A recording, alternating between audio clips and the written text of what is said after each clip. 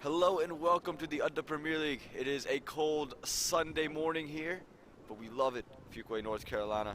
We have the Smashers taking on the Raiders today in a big matchup. The Raiders, they were able to get a win in their first match yesterday. Currently feeling like 9 degrees at the current moment in Fuquay, North Carolina. That is not a mistake, 9 degrees. That's with wind chill and everything. Whew, it is it's very cold out here in Fuquay, North Carolina, but we are excited to be out here, and we're excited that you are joining us. It feels like 7 degrees, so 9 degrees is the official temperature. Not even a feels like. Yeah, so if anyone ever starts to doubt our love of the game, well, make sure they're not doubted anymore. Morrisville coming into bowl, the first delivery for the Raiders. The Raiders bowling first, as they did yesterday. See less jackets on players than there were yesterday. Oh, just one less jacket. The two batsmen are Shrikant and Chandu.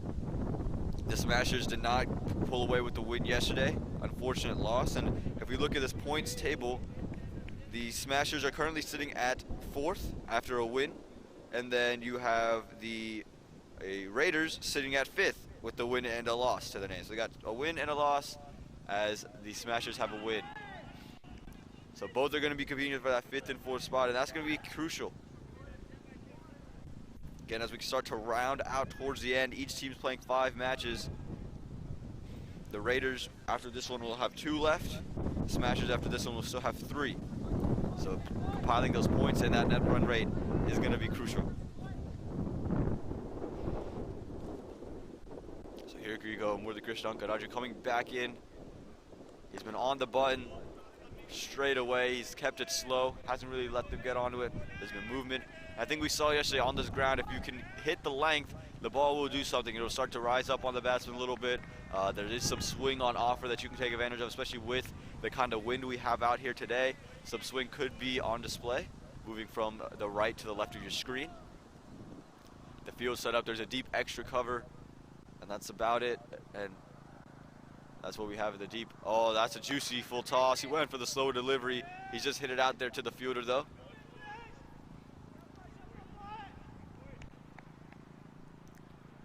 Yeah, Shrikant's going to feel like he missed out on a juicy full toss. But here comes Chandu, the marquee for the Smashers.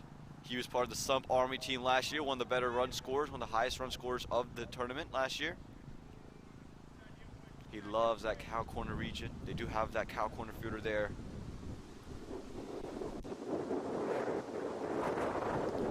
Let's see how he attacks. Slower delivery right on the stumps, outside edge, and he's bowled him. Look at that swing. He went for the Yorker and he got him. Chandu just looking to defend it away. He was undone there by Morrisville. Brilliant start for the Raiders and the Smashers. They lose their first wicket. Welcome to Adda Bistro and Dining, a place to hang around with your friends and family. Here at Adda, you'll experience innovative and creative cuisines from various parts of India, cooked with traditional herbs and spices freshly blended by our chefs. Our ingredients are curated with amazing combinations that provide all our customers a special and immersive dining experience. Come to our Adda, we will be waiting for you. Adda Bistro and Dining. Let's make some memories.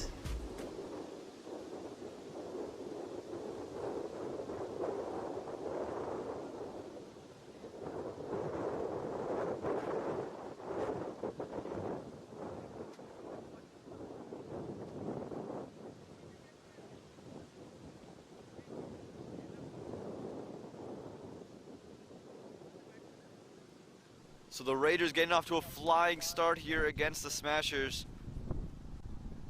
Remember, the Raiders lost a heartbreaker to the Kings yesterday. Very close, they lost by 1 wicket. They're going to look to rebound. The Kings still sitting pretty, haven't lost a match yet. But this is a perfect start to Smashers. They really wanted Chandu Kesaredi to get it going. Chandu unable to get onto the ball there. Again, just squared him up really. A little bit of late swing. And like we said, this ball's going to move here. Went for the Yorker length and hit it. They're bringing in long on. for the new batsman. The new batsman is Manikant. Third man goes back onto the circle. And an extra fielder goes into slip. There's a first slip and now a gully. Just a deep third man, so interesting field setup. I believe that's also a deep fine leg as well, moving out there.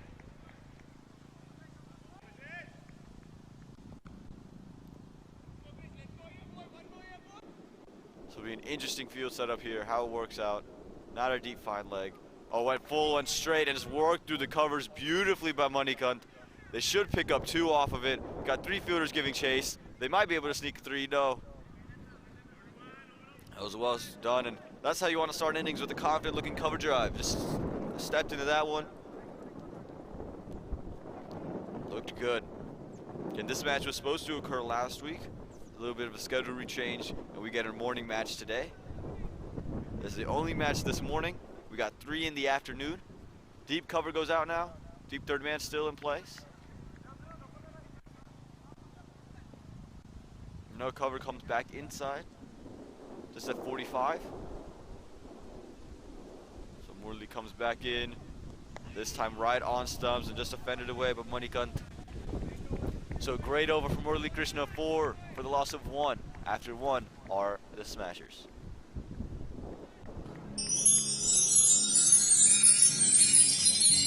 Sesta Incorporated, partners in your effort to excel. With a combined experience of over 50 years, Sesta serves predominantly as your primary IT resource, as well as a full-service CRO managing all phases of drug development. Sesta has been successful in constantly absorbing talent in all fields of technology for their local and global clients, as well as its in-house analytical services. We offer a full range of employment solutions, including long-term contracts, short-term contracts, temporary to permanent, direct placement, and enhanced staffing services across borders. Reach us now at hr@sestatech.com or call us by phone at 919-342-6341. Sesta Incorporated, because we are your link to the future.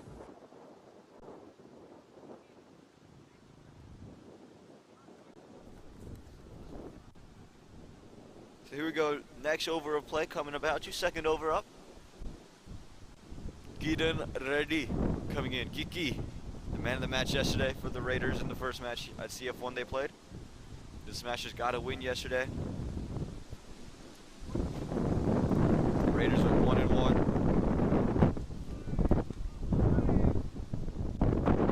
And you can hear the wind on your screen again. When we talk about it feeling like 7 degrees, that might be a little bit of an overstatement. It is chilly. Hands are already frozen.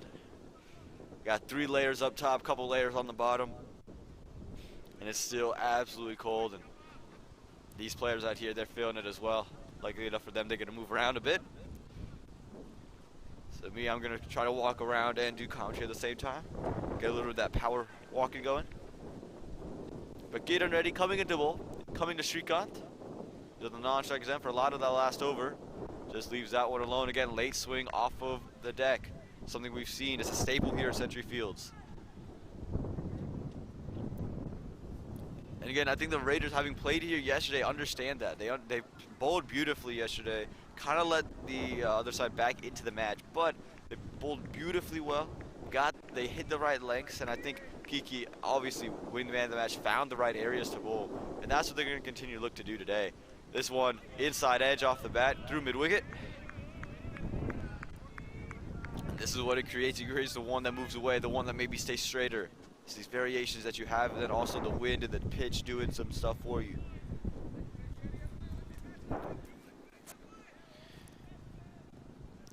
It's a good start to the over so far. We've seen a little bit of everything. Again, just continue to hit the deck. He gets some skid onto the bat, Kiki. More skid onto the bat. That one just beats the outside edge, some movement away. Again, you can see the big swipe at it from the batsman, Shrikant. There is a deep extra cover there for that shot, as well as a long on. So they have fielders in positions.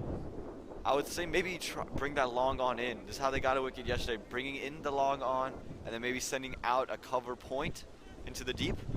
Just with the lengths and line that he's bowling, I don't think you need the long on fielder. Look at that outside edge straight away. And again, I don't think they're going to swing across the line for him either. if the fielder's out there, but let him swing across the line while the fielder's inside. That's when you can open up the stumps. That delivery, again, just found an outside edge.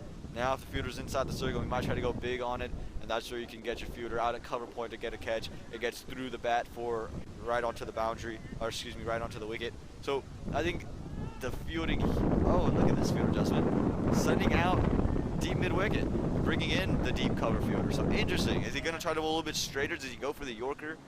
Is this just something to set up the batsman? He's at a genuine deep mid-wicket. It's not a straight, it's a genuine deep mid-wicket. Almost a square leg fielder now. So does he try to go short on the batsman? No, he keeps it outside the off stump and moving away. Interesting. And the batsman just left it alone. Again, he was just, what's going to come to me? And like we said, it is freezing out here in Fuquay Arena, North Carolina. 7 degrees is what it feels like at the moment. And honestly, I think it's continuing to fall. Not continuing to rise as we hope it would. As we hope weather does, but continuing to fall. At least today, there's a little bit of sun, but it's not making it any better. Full straight hit right to long off. Oh, misfield at long off. It's going to result in a 4. Not easy to field. Century fields 1. A lot of cracks, a lot of bouncing in the ground. Just went right through his legs. Looked like he was playing a little bit of soccer there and got nutmegged. Well, ends up in 4 and a much welcome boundary for the Smashers. They'll take it. Moves them on to 8. It was a perfect over before that. It was all made and should have been another dot ball. Not meant to be. 8 for the loss of 1 after 2 of the Smashers.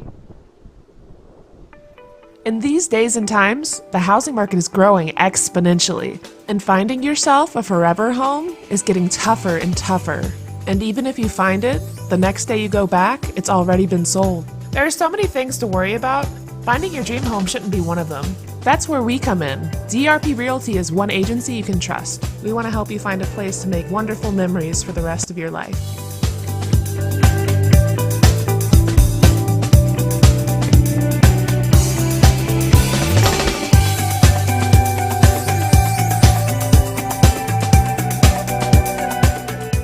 DRP Realty, affiliated with Guru Realty. You see the score, 8 for the loss of 1, the 1 being the big wicket of Chandu. As we welcome you back here, the Sunrisers taking on the Raiders. Excuse me, the Smashers taking on the Raiders, not the Sunrisers. And another team into the addition to the Smashers. They're a new side. They got a win in the first match yesterday. They want to continue that winning streak, continue that form. So yeah, after this they'll have 3 matches. They're going to want to win as many as you can and win in big ways. So back in Murali Krishna. The formula yesterday was Murali Krishna 3, Kiki 3, and finished off with someone else. Did they go back to that same formula? Well, if he's bowling like this, they will. Again, nip off of the surface. It's on the good length, right on off stump, and it's just where you want to bowl right now. Christian's putting it on display.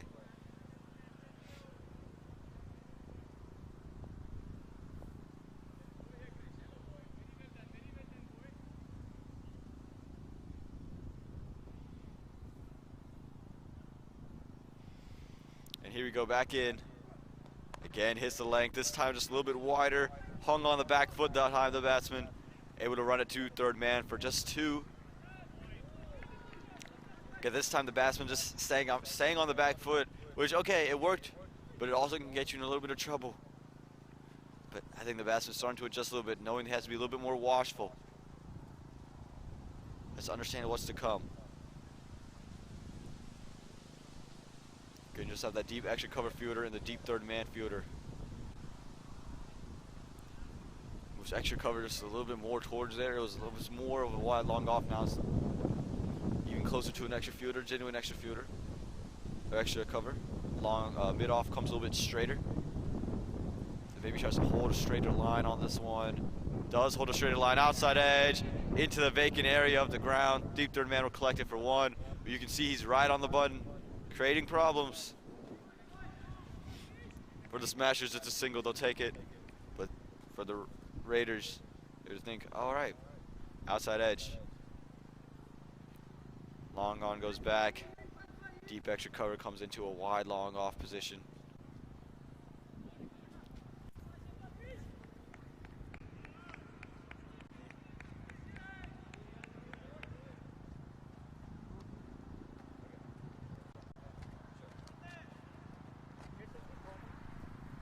And here we go, Murli Krishna coming back in. This time to Shrikant. Shrikant just tries to work it through covers. Good fielding there. Unable to collect it clean, but stopped it from carving it through. They do scamper away for a single though.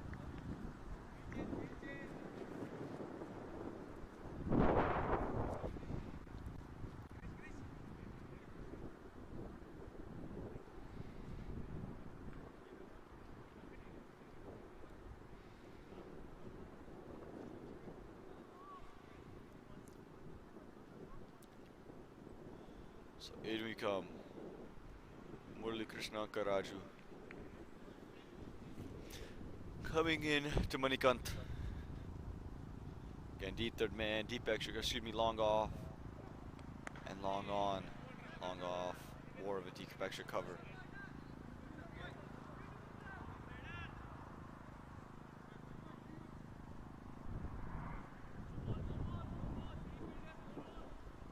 And that is 3 outside. I thought there was a deep third man, and there is a deep third man. And there you go. No ball, free hit. That's what I was watching it play out myself. I said, I feel like that fielder's in the deep. They hadn't had the long on from Manikant. So now Manikant gets a free hit here. This is what you're waiting for.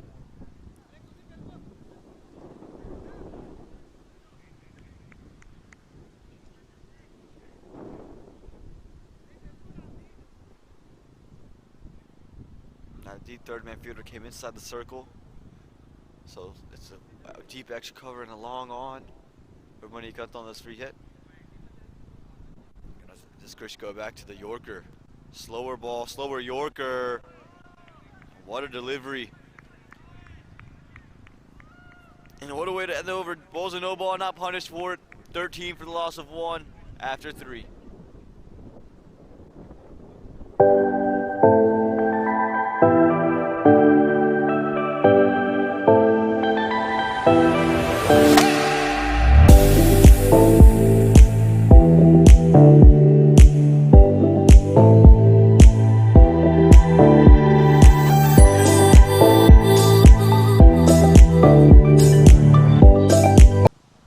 One delivery to go, and there's the final delivery carved through extra cover just for a single. So now 3 overs have departed, 14 off the 3 where the wicket has fallen. Kiki's coming back into bowl. Again, it's a little bit of a formula from the Raiders. They had their plan. They're running these 2 bowlers to pretty much bowl out the power play. And this is what they did yesterday, and they had a bowler to finish it in Kuldeep. He would come in the back half, start in the 13th over, and just continue to bowl all the way through. You'll see that's a plan they continue to go with, so they really just bowled 5 bowlers. Which it was, like, you don't really see 5 bowlers usually being bowled. You see more bowlers than 5, but just 5 bowlers being used. You know, when you have teams like this and you bid on auctions, you tend to have a lot of all-rounders, or you tend to have some guys who can do a little bit of both, and you try to fit everybody in. And this team just they executed a plan, and sometimes the plans don't work, and this team just had the plan and it worked all the way through. What a delivery from Kiki, going to be deemed wide by the umpire though. He definitely agrees with it. Again, sometimes you can see in the bowler's way he finishes his run up, just got a little like, oh, you can feel it in his steps. He's just a little bit unsure about what the umpire's going to do, where he's like, okay, I need to just step off this mark a little bit. Deep extra cover, deep third man. He's been hitting the deck. Hits it again, this time down the leg side. It's going to be wide, this time 4 more. You see, kind of got caught up in the wind, wanted to come back towards the batsman. Wind kind of pushed it away a little bit. Again, wind definitely going to come into factor, so it's going to be a big part of it. But a welcome boundary, 5 wides for the Smashers.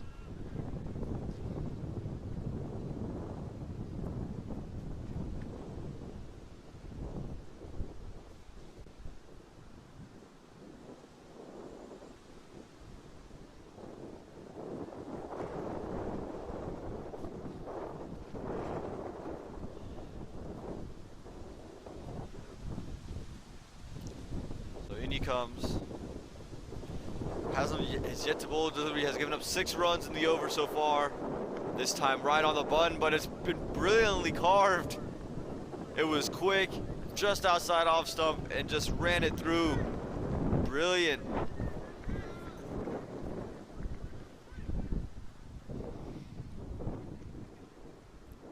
So an expensive start to the over. You got the 5 wide, you got a wide, so that's 6, and then a 4, 10 runs from the first delivery.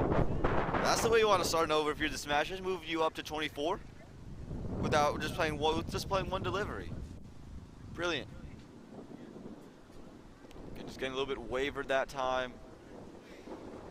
Just a brilliant shot played on the previous delivery. Not much he could have done about it. I think he was just maybe a tad bit wide of the stumps.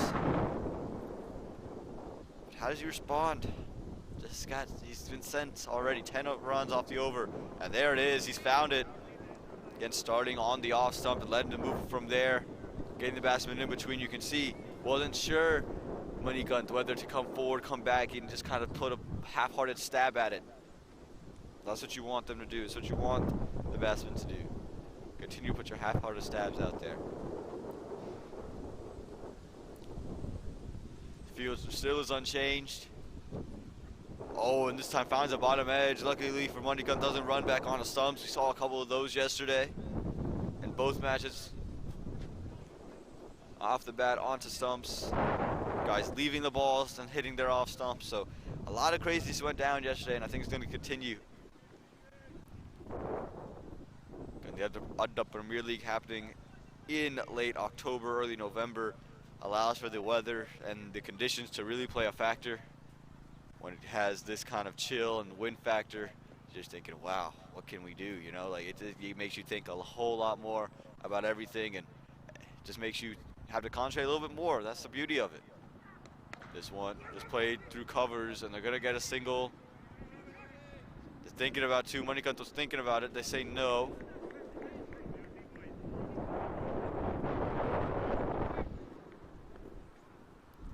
25, and you saw just a string of doubles. There's 2 dot balls and a single off this over with the 4. 2 singles and a dot ball. I say that's not a bad over. 5 runs. When you talk about how the over started, 5 wides, just a wide to start off. You got a wide and 5 wides, and that's already 11 runs you've leaked in this over. So you just got to find his line. When he finds his line, they can't play him. This one hits straight back. Chance of a catch. Yeah, brilliant there from moving to his left. Made it look easy.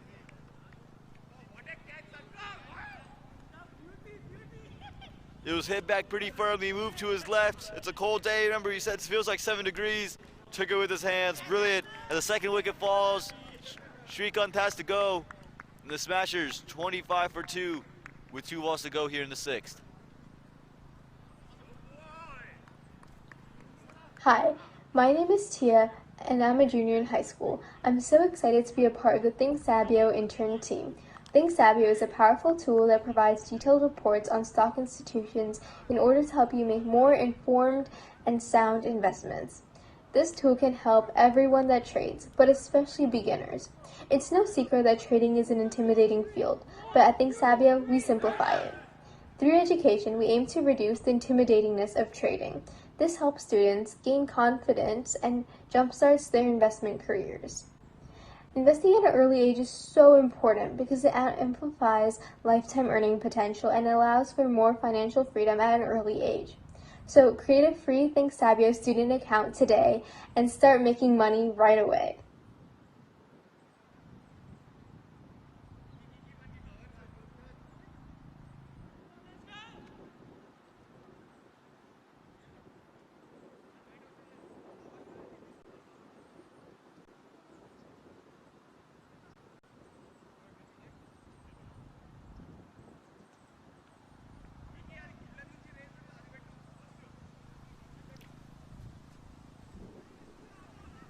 All right, so here we go. 2 balls to go left in this over. It was an expensive one to start off. Just taking the big wicket of Shrikant. Both openers are back. So they've sent a new batsman in the middle. It's going to be Vishwas Sodhi coming in to bat.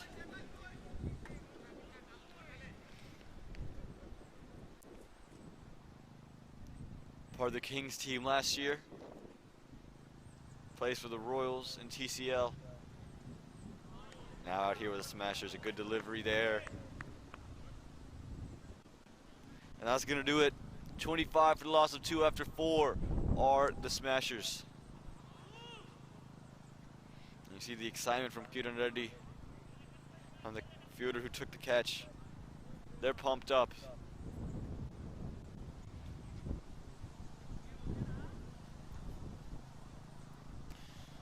Again, it's the wickets in the power play that are the big thing. When you take wickets early in the power play, now you create a lot of pressure on the sides. You create a lot of pressure on them to have to do something.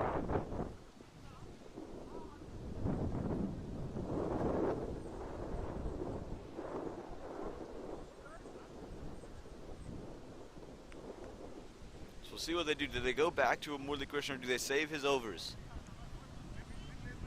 It looks like they're going to go in a different direction.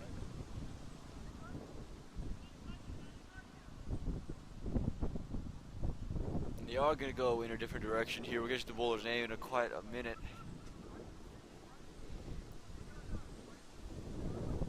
Still the deep extra cover. Seems to be a staple of most teams who play it. Sanjay Fields won in the power play. And a long on.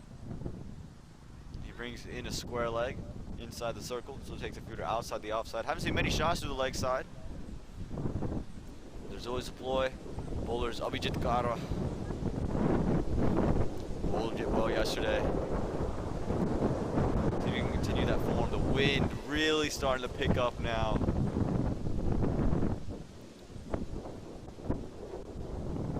Starting to lose bodily functions here with all this wind. But here we go. Abhijit Kara 1 minute up. Again, it's cold. He's got to shake the rust off. And not on the button from ball 1 again. It's a cold day. You got to loosen everything up. You got to get it going. It's cold. You got to keep it moving. Keep working. Keep working. So wide to start off for Abhijit Kara. Manikant won't mind it. He won't mind runs being added that he doesn't have to deal with. And smashers won't mind it. They need a lot of help from here. Wide and full and good delivery again. Look to play that big cover drive. Unable to get onto it. And he sent deep extra cover and come inside the circle. Skipper sends him back because they have the deep third man. Long on comes inside the circle. So Vijay, here we go, comes in. This one hits straight to long off. Just keeps it to none. Fielding here is tough. You got to be very disciplined in all your fielding. There's really no lapses. If you have some lapses in the field, it's going to run away for 4. If there's a misfield, you're always leaking an extra run. And that's just the whole matter. That's the whole factor of the situation. This time full, wide, deemed wide by the umpire. Abhijit doesn't like it. Batsman on corrector's end said, yeah, isn't that not a wide? Umpire seemed to agree with him. We're going to have to re-bowl that delivery. There seems to be the ploy to bowl full and bowl straight. Ball's just swinging. This one played to extra cover. Ball stopped. Easy single. Now here comes Vishwas Sodhi.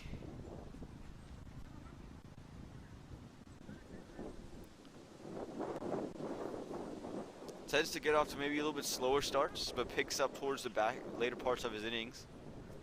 Likes to get his eye in. But he's been sending the power play. He's got to take advantage of it.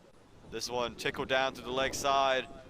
They're going to push it for 2. It probably is going to run away for 4. And it is going to be deep 4 by the umpire.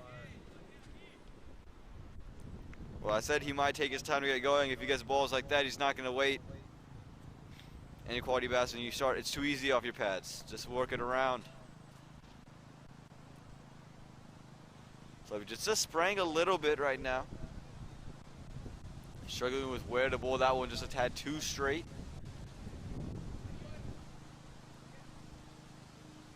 Here in this 5th over. Fine leg comes into play. He comes very straight as well. Again, it seems to be his ploy to bowl full, bowl straight. On the off stump. This one played and worked through covers. Quick single. So one delivery to come here. into this fifth over. And the Smashers looking to rebuild something there. They got their boundary of the over. And at the end of a power play, if you can end up at 45 odd runs here, you feel very good. And that's where most teams are kind of looking at, 45 runs. And right now they're sitting pretty at 33 with 1 ball to go in the fifth. And another brilliant delivery. Monica just has to walk away from it. That's going to do it for the fifth over. 33 for the loss of 2 are the Smashers.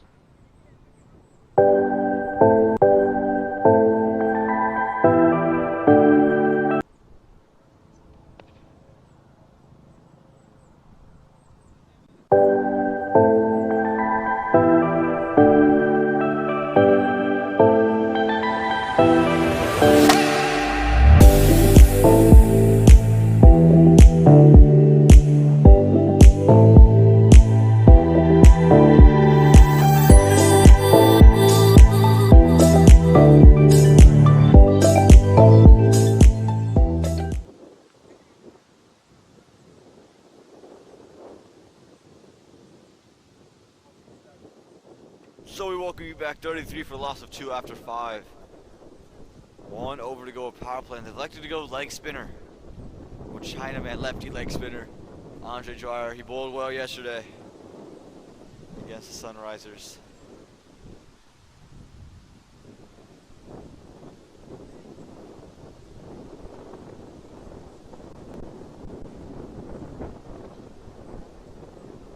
We'll see what's going on with this. They go leg spinner in the power play. Not something I'm usually a fan of. If you bowl a quicker spinner, Andre, he does bowl tight, but he does offer some loop. He's a genuine spinner. If you have someone who's more of the Washington Sundar kind of mold, that's who I don't mind bowling in the power play. But this is the length Andre's going to have to consistently hit. Quick single taken. A little bit of a delay, but they end up taking it. Again, I feel like when you have a spinner bowling in the power play, he feels like he has to hit the deck, has to bowl on good length, and won't really give you what you're looking for out of spinners overs, which are wickets. Moves covers around a little bit straighter.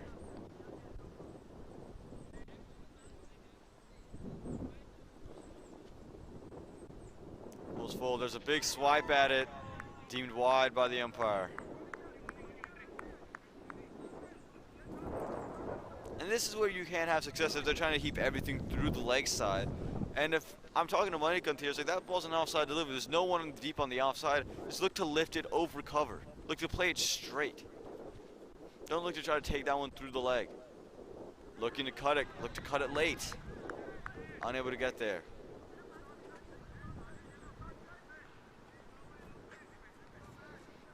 And the Stubbs are one that fell over a lot yesterday of the non-strikers, and not because of runouts, it's because of wind. The bails kept falling off. You had pauses and breaks in play.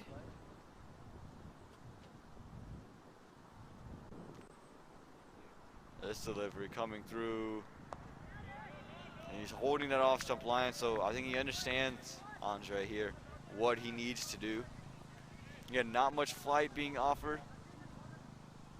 It's a little bit quicker through the air. So it's how you need a bowl as a spinner in the power play. Quicker through the air, off a good length, on off stump, and make him try to work it inside out, make him try to do some different things. And he's doing it well. And there's your quick single, just 2 runs from this over so far. Well done by the keeper there. Had the keeper not gotten to it, I'm not sure anyone would have gotten to it. So still 2 deliveries to go. Just 36 runs on the board, 35 runs on the board. 36, there was a wide. Again, we're talking about somewhere in the 40s is where you want to be at the end of a power play. So 1 boundary, you can change that. Vishwas does like the offside. He's able to play a good cover drive, lofted cover drive, but he prefers to play it to pace. Spin might be where he has a little bit of a weakness. Still 1 delivery to come.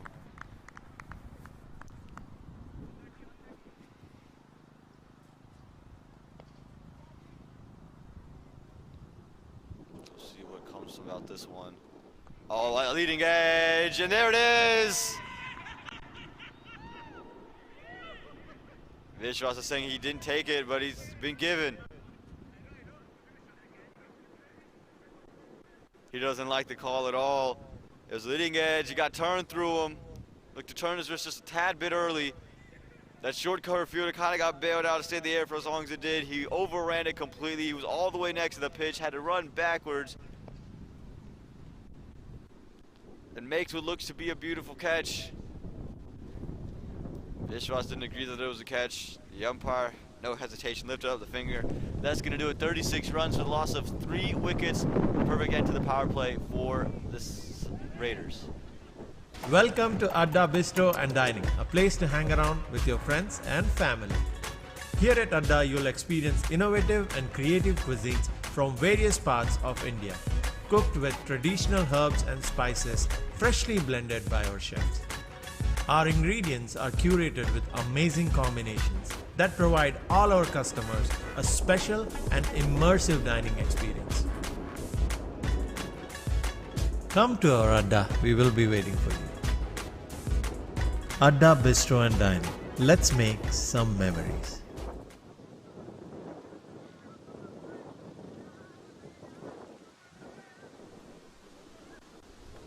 An absolute perfect start for the Raiders. Getting anything and everything they want at the moment.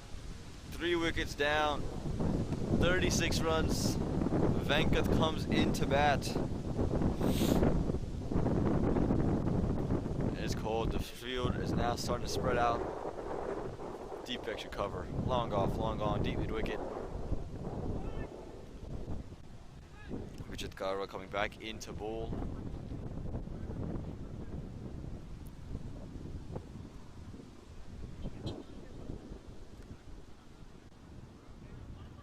And Manikant going to be on strike for it. Venkath is going to be at the non-striker's end.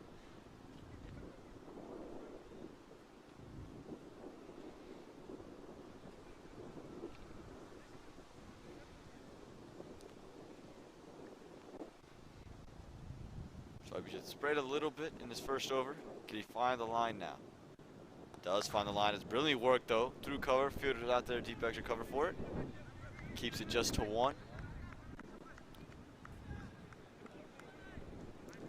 Again, on this type of ground, this type of field, you can't really be an attacking fielder. You just put in the knee down, getting your body behind the ball every single time, no matter what the situation is. Because that's what you have to do. Because if you don't, there's a very high probability that you miss it. If you miss it, it'll be very hard to chase it back down.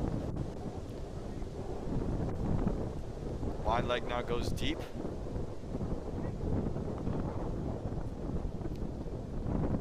Along with the other fielders in the deep. Look at that delivery there. A little bit of nip off of the surface, just past the outside edge of Manikant.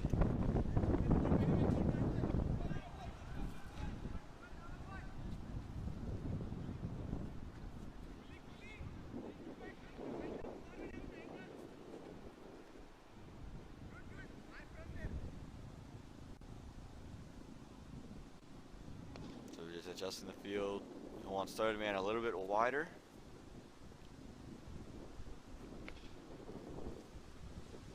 He's bowling into Venkat at the moment. Single taking the first delivery, bowling into Venkat this time. Skirts it around, gets it into Manikant now. Going to be on strike.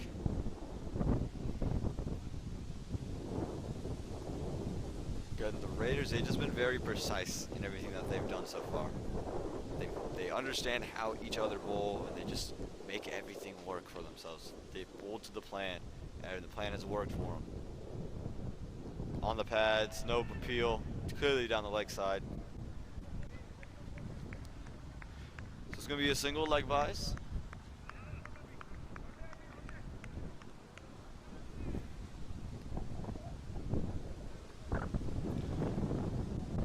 Again, now is the consolidation period. We see a lot of consolidation periods here at CF1, but we've seen teams take this kind of a total and bring it to a 150, as we saw the Tornadoes do yesterday. Down the leg side, wide again. This time not bailed out by any of the legs. He's got to get back. I think he's trying to hit middle stump here and let him work around the ball. He's just struggling to find that line. This type of field, you can really bowl in any position as long as you're not bowling on leg stump. There you go, on off stump, little bit of movement away. Big swing comes about.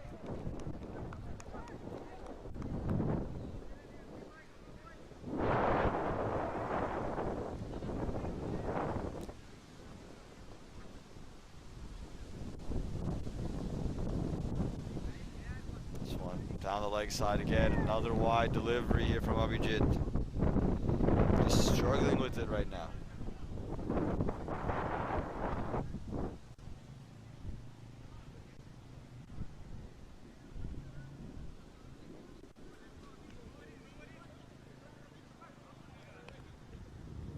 Find it. I think he's looking middle stump. He's just not messing with it. Leg stump, work the leg side, quick single. Again, a lot of freebies given up in this over. That's going to be the end of the 7th over. 42 for the loss of 3 now are the Smashers. In these days and times, the housing market is growing exponentially, and finding yourself a forever home is getting tougher and tougher. And even if you find it, the next day you go back, it's already been sold. There are so many things to worry about. Finding your dream home shouldn't be one of them. That's where we come in. DRP Realty is one agency you can trust. We want to help you find a place to make wonderful memories for the rest of your life.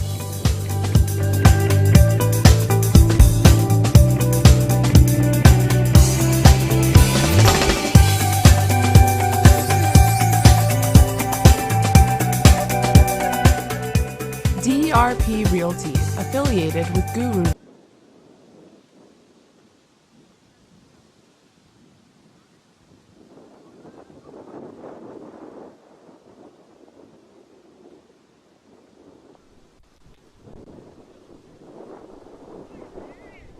So wide delivery to start off from Andre.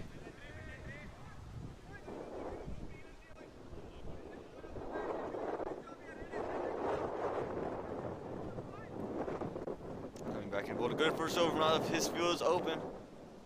Maybe a little bit. Oh, it's chipped up. Just worked through mid wicket. Thought about 2. Keeper got out there quick enough. Keeps it to just the 1.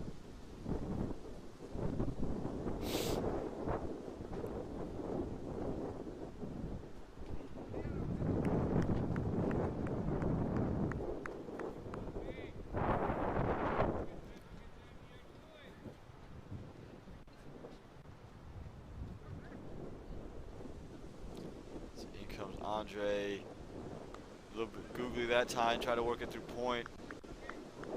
No runs on offer.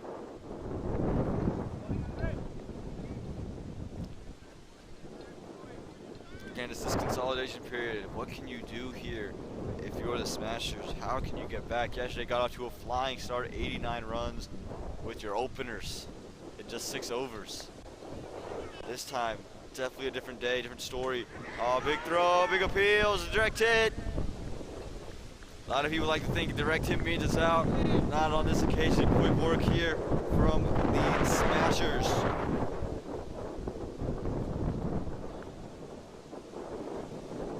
I marvel as you can see that intensity that they're putting into the game right now. They're all over it at the moment.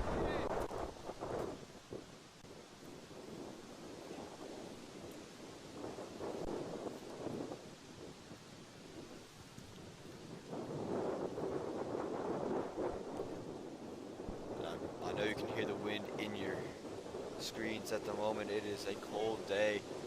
Moving into 7. Oh, big appeal, not given. Goes through the keeper, not going to leak any runs.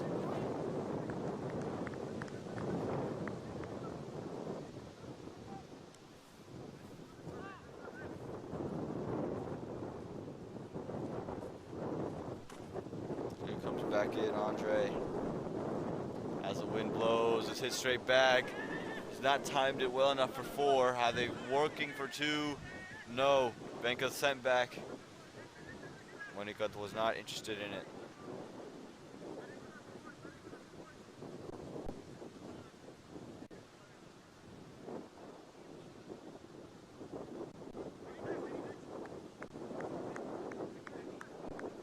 So we go, final delivery here of the over.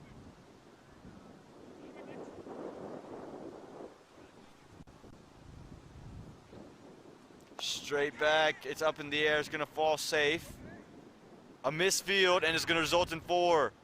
Try to be attacking in the field, and again, like we said, it can create these kinds of problems for teams. That's gonna do it for the over. 50 runs come up on the board here for the loss of 3 wickets after 8.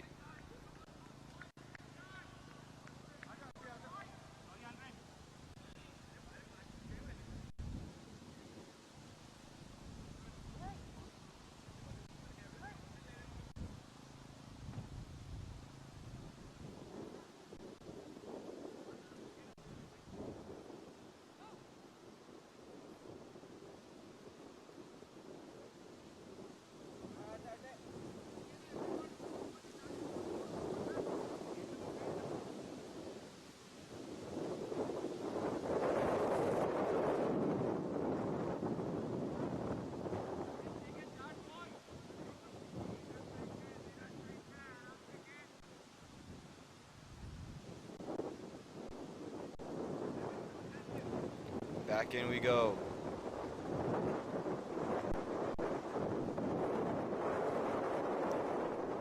Eight overs done, 50 runs on the board, 3 wickets down. Abhijit Garwa coming back in. He's varied and then varied, this time short.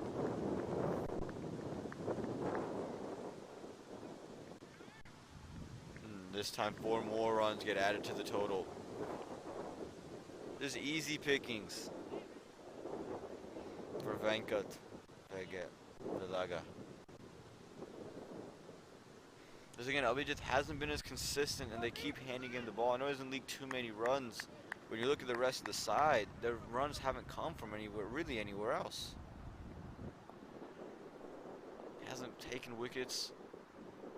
Has brilliantly slapped through covers, just carved in through the gap. Fielder is there though, just to keep it. They're running 2, they're gonna get 2.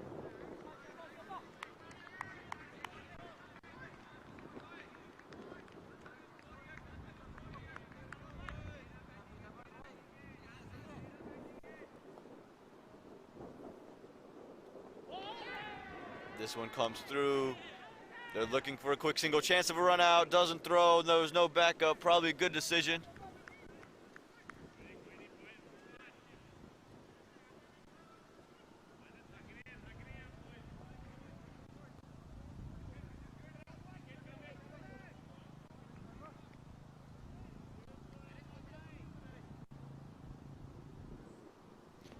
Here we go.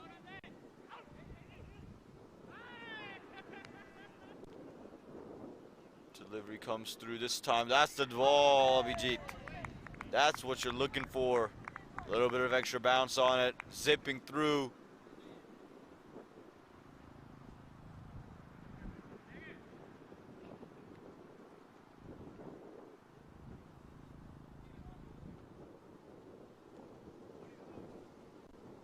Comes in through, down the leg side this time. It's worked around the corner. Things are gonna be 1 off of leg buys.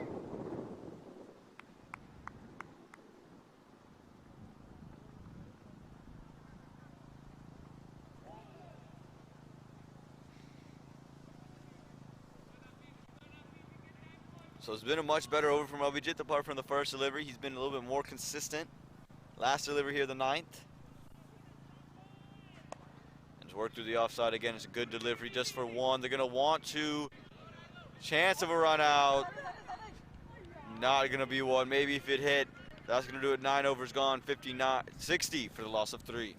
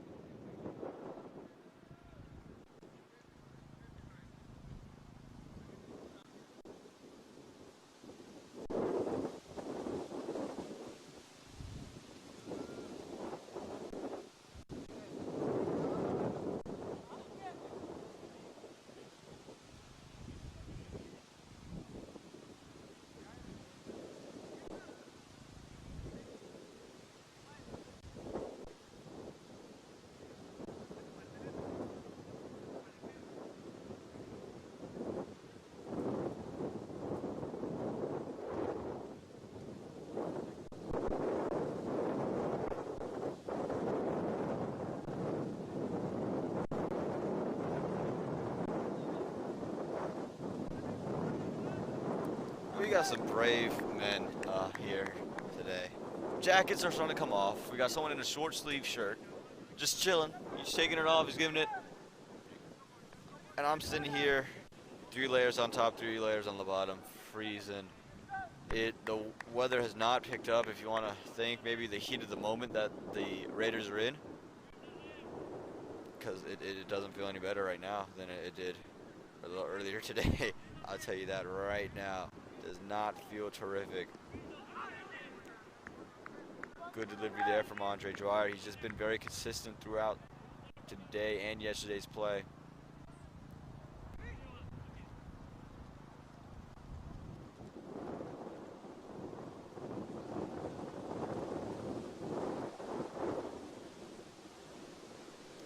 So it comes back in.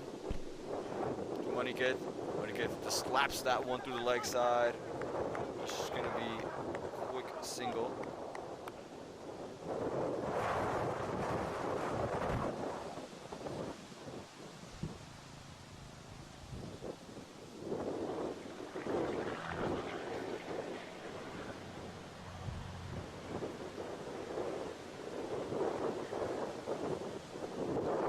This delivery comes in through, work through the offside. They side no. Quick work in the field to keep that one from being a single. It's one they've been milking pretty much all game.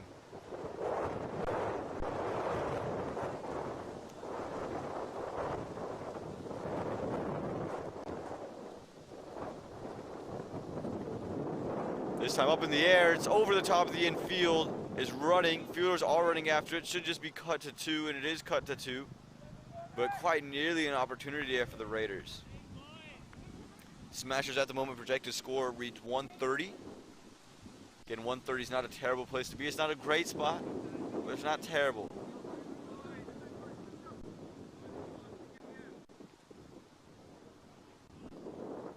This time work through the leg side. Chance of a run out.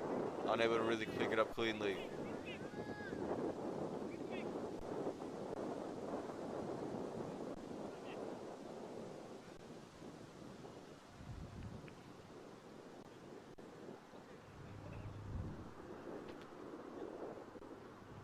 Delivery comes through, this time again cut.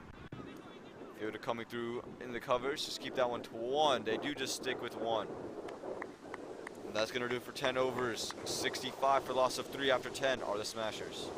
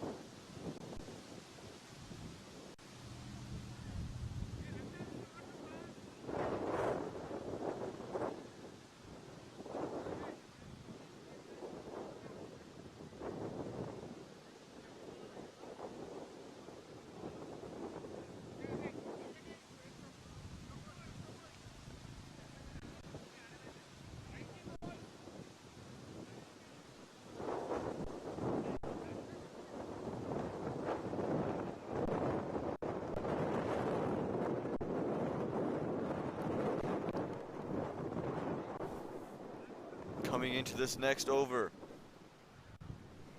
10 overs are gone. Wind is still not gone. Still here. It's still blaring.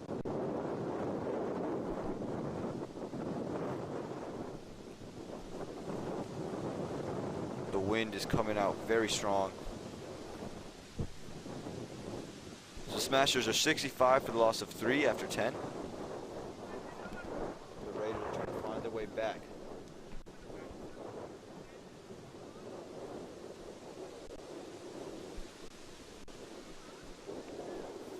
Monikant 21 of 29, Venkat 15 off of 14.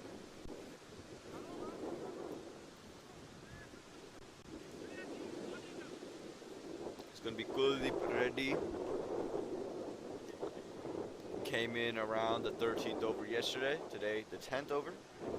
Have a little bit more, still some more overs to bowl with some other players.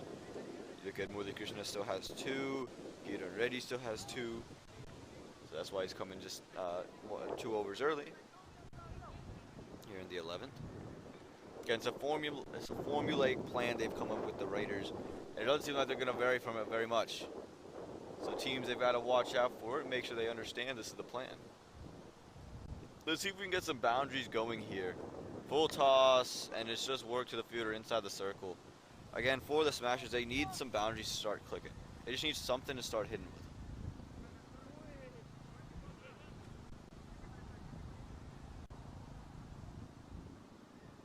Because they can't, I don't think you can continue this and get it going. I know the projected score 128, but that's just a couple singles here and there. You need a boundary early on, and you're on your way. There's a shot, but only one to the fielder. Everything's gone to the fielder. He's done well to keep it in front of him. Again, it's cold. It's not easy to field out here at Century Fields.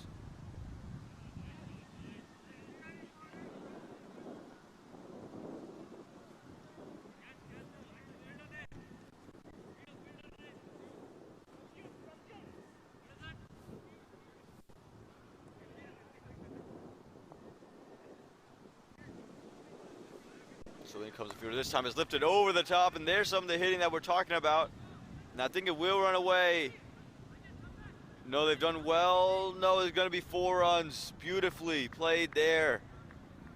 Just lifted it over the top, just ever so slightly. Beautiful shot there. And for the Smasher, 70 comes on the board. Venkat with the shot of the day so far.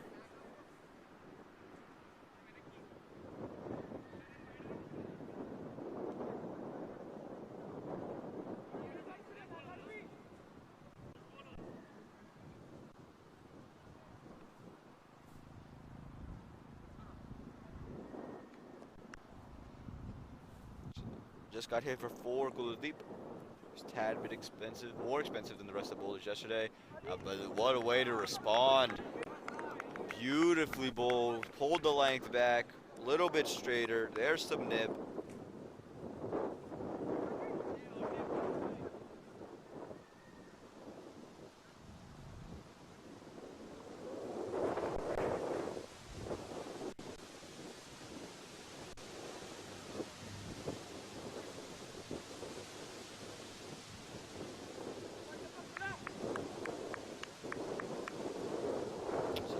To go here in the 11th over after that beautiful delivery. They're adding more fielders into the covers, sending a fielder deep through the leg side, deep on the offside to point.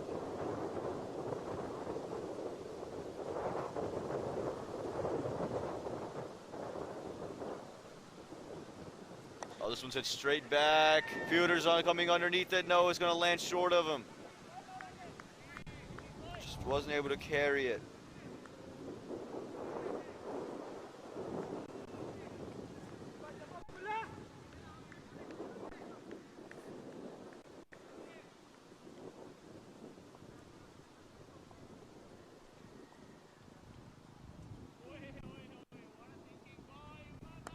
This one hits straight back, and this time he's cleared everything. That's big. No chance for the fielder. Got it well over the top.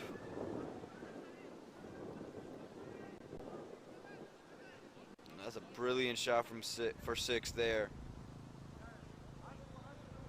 Into Manikanta after the mishit from Venkat.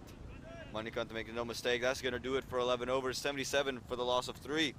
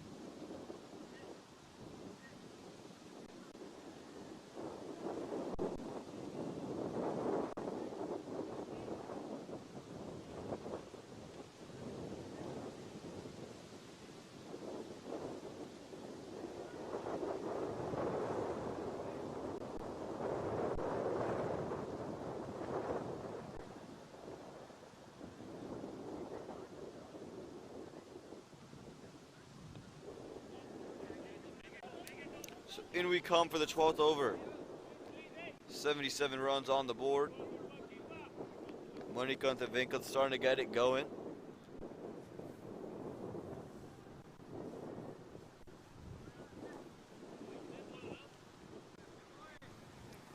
Monica had the big six to finish the over. Vinkel had the beautiful shot that was carved over for 4.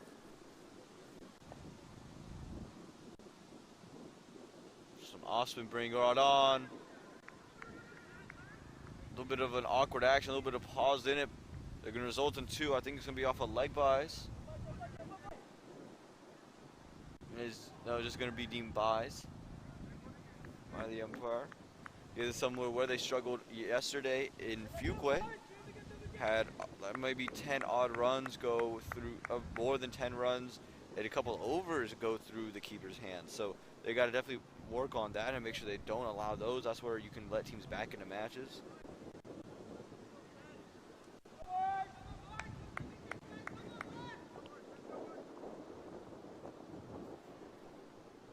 This time, outside edge fielder there. Oh! He stabbed his hands up in the air. He's taking a blinder. Was a little bit late reacting to it. It's a downhill slope that he's standing on. He jumped up into the air, took it one hand, and just stuck in his hands. And you can see the elation on the side of the Raiders. The Smashers, they lose number 4. Number 4 walks away, and the Smashers, just as they were getting some hope, they lose a big wicket.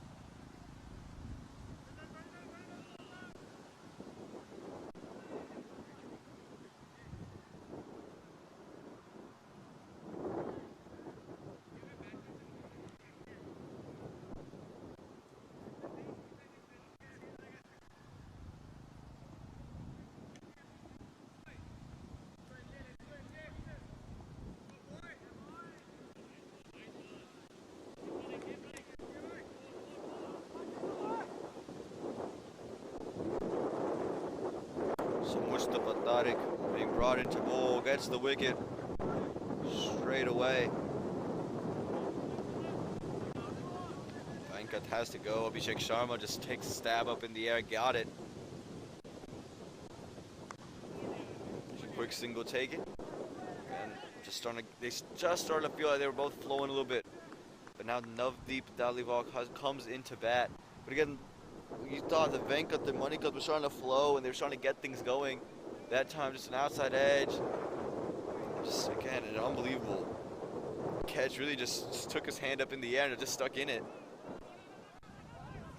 And he's bowled one. Looked to take a big swipe at it.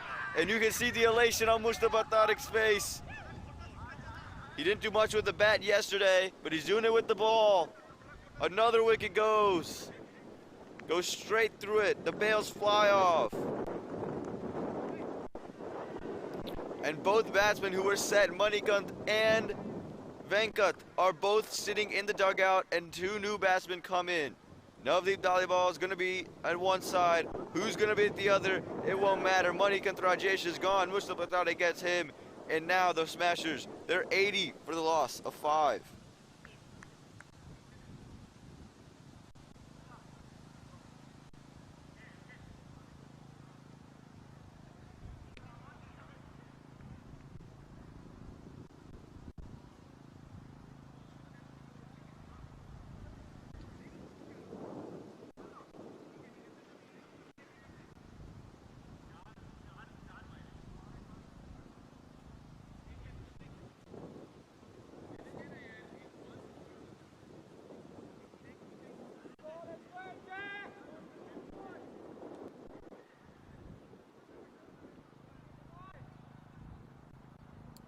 So back in, Mustafa Tariq.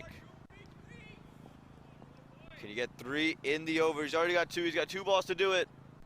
Lofted up in the air, straight back to long off.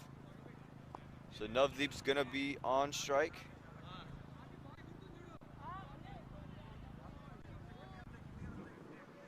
So can he take a wicket here? His final delivery of the first over. A little bit of a change in plan. Sathe just ready came in, and that's gonna do it. 1 over gone, 2 runs given up, 2 wickets taken by Mustafa Tariq. 81 for loss of 5 are the Smashers after 12.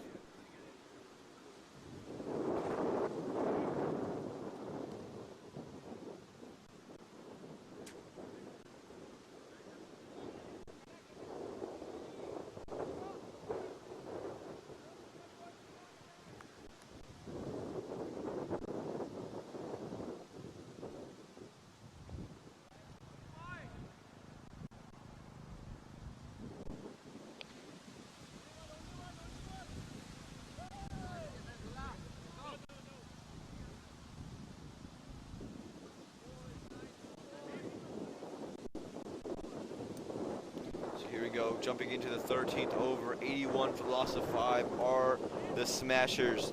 Mustafa Tariq came in and really just put a halt. They came to a screeching halt. The Smashers' ability to really accelerate from here. Now Sathe just ready, Navdeep Dhaliwal, not bad batsman, but they have to redo everything that the previous 2 had done. Kuldeep Reddy comes back into bowl. And you can see it's difficult. Some nip off of the surface.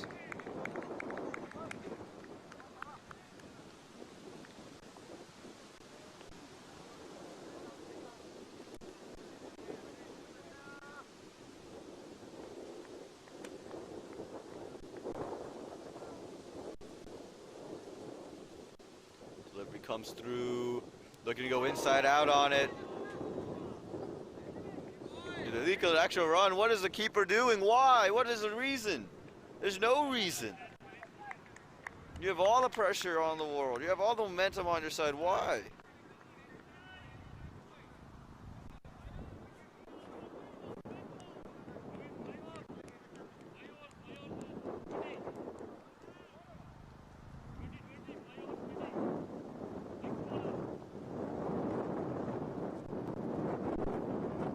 Comes in, dot ball, just played away through point.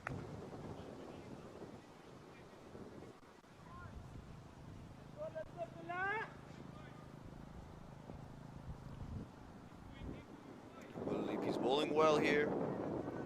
Again, just 1 extra came off an overthrow, the 1 run in the over.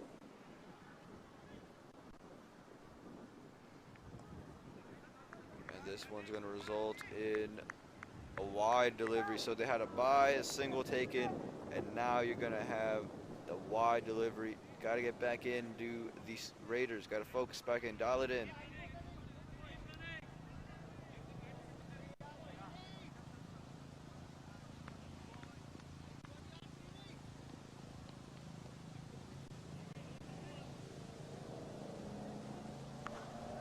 So if he comes out,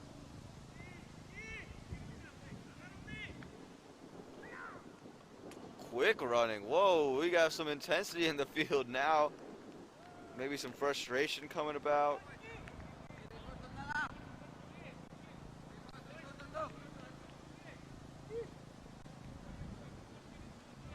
Just a little bit angsty right now is the side. They're fired up here.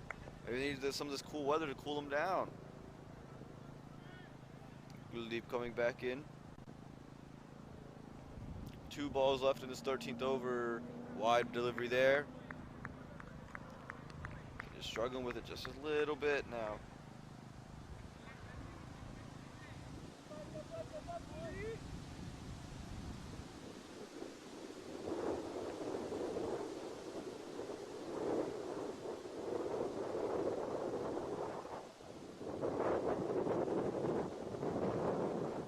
This delivery comes through full. Oh, another wide. Kuldeep struggling now.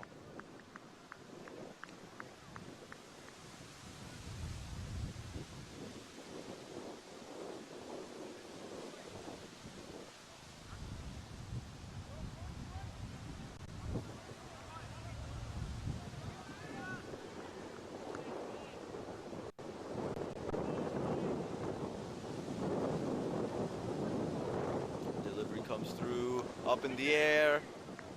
Just one.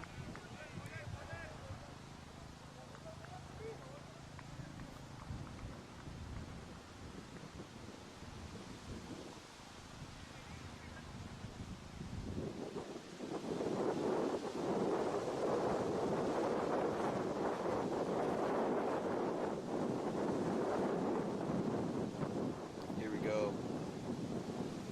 Running in. This is delivery full and straight. It's slashed at. Fielders coming around. Good. They've converged on the ball. Oh, that's great footwork. Looked like Cristiano Ronaldo with that save. He hit him in the ankles. You can see he's a little bit gimpy after that one. But you can see how much they appreciate what he just did. He's hopping around out there. He's a little bit hobbled. Getting the ball was hit very firmly. But he saved a certain boundary. Beautiful work there. You got to applaud your fielders when they do something like that. Terrific job in the field. 13 overs gone. 91 for the loss of 5 are the Smashers.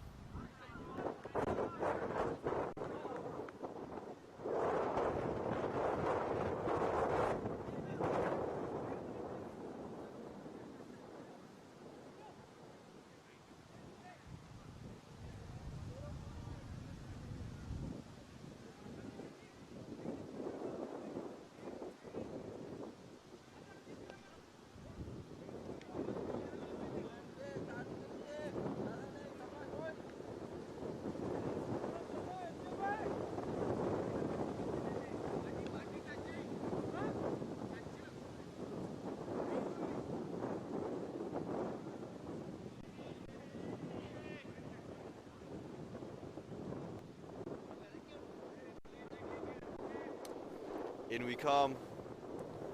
Mustafa Tariq coming back in. He's bowling over 2 runs, 2 wickets. Saite just ready and Navdeep Dhaliwal trying to get back into the match. Leaves it alone. Not many times in a T20 do you see a well left in the 14th over. That's the kind of situation the Smashers are currently in. They can't lose any more wickets. And Mustafa Tariq is proving not to be the guy to go after. This time look for the big pull shot, just runs it all the way along the ground. Fielders out there for just a single.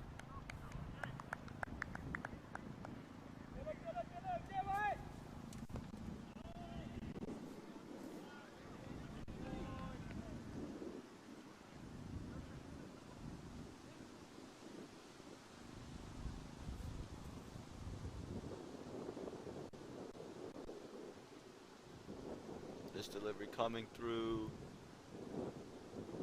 Look to cut that one, just plays it to short cover.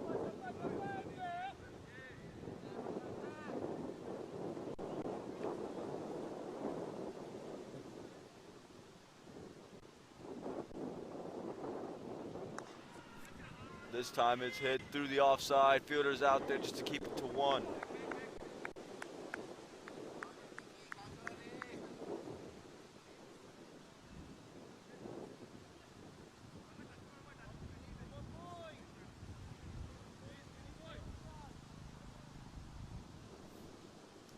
This time shorter, all missed out, lucked out to Mujtaba.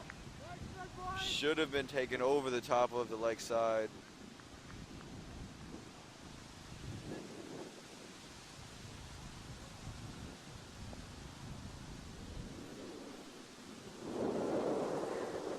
It's just going to be deemed a wide there, 94, 13.4. This time pulled to the leg side. Fielders out there, should just be 1, is just 1. Projected score though 140, so they'll take that.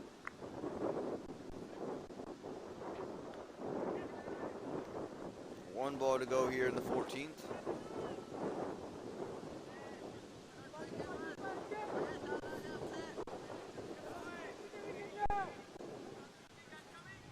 Just 4 runs from the over so far. You know Mujtaba would like to get another wicket to his name. This one cut beautifully, but fielder is out there, deep point, just for 1. Oh, a little bit of a misfield, gonna allow 2, could allow 3. And they do allow 3. The fumbling in the field allows 3 to get past there, so 4 and over becomes a 7 run over just like that. 14 overs gone, 98 for a loss of 5 are the Smashers.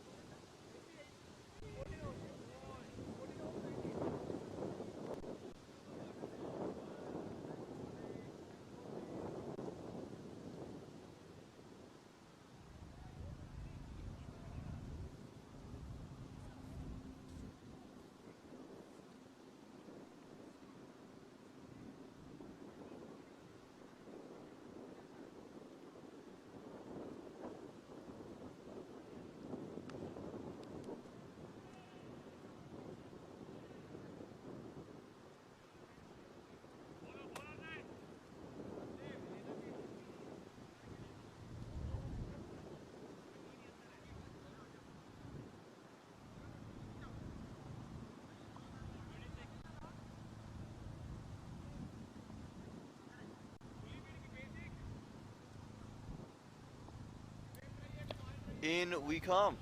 Next over to go, 15th now. Do they go back to a Kuldeep ready? I think they will. Again, that's been the formula. Brings in deep point. Hits it to short cover. Quick single.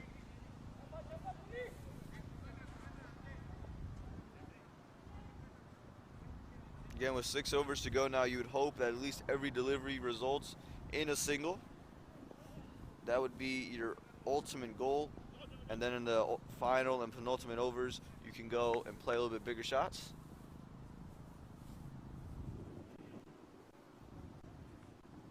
Oh, went for the Yorker. Beautifully dug out, beautifully stopped. And you can see shaking it around. It hurts. Kuldeep ready.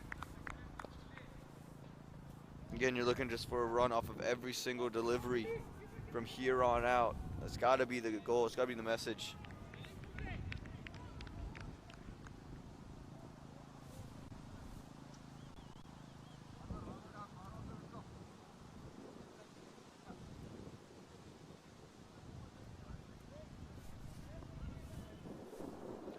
In comes this delivery. Slower Yorker. And an absolute peach of a delivery. Just missing stumps.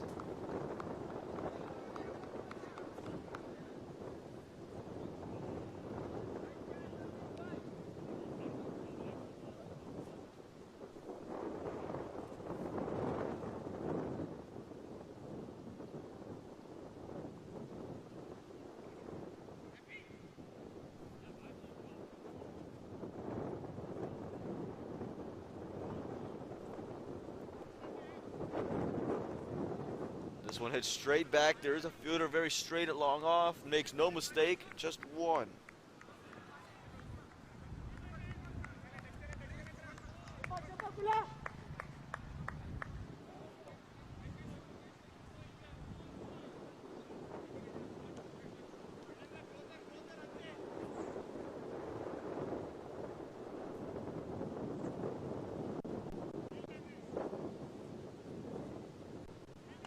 This one played through. And they're going to push 2 through the leg side, and they get 2 through the leg side. Again, it's just singles from here on out, doubles. I don't expect them to take too many big risky shots until, again, the penultimate and the final overs. So if you have 5 wickets in your back pocket, now you can go in the final 6 or maybe even 12 deliveries, play a little bit bigger. Until then, they can just play the single-double game and still get themselves to a decent score. There's a slap at it, but fielder is straight there. Just gonna be one. Again, at the rate they're going, 138 is on the board, and you expect them to be able to take it to another level towards the end of it. But 15 overs gone, 103 for the loss of 5 are the Smashers.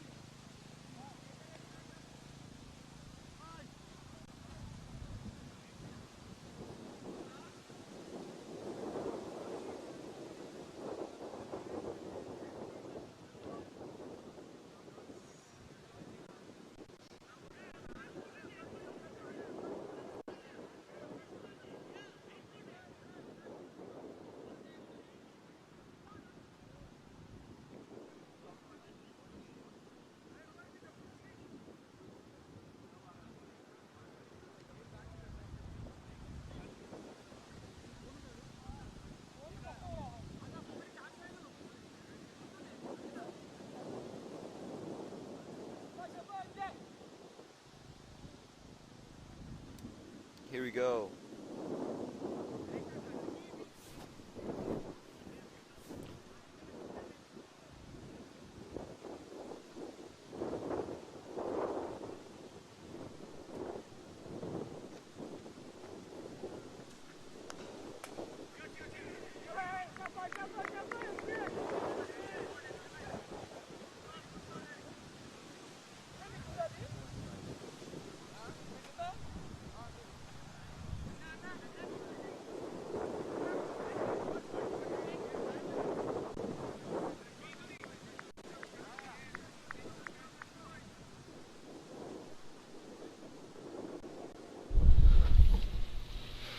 have a special guest joining me in the box, Shwetan Srinivas.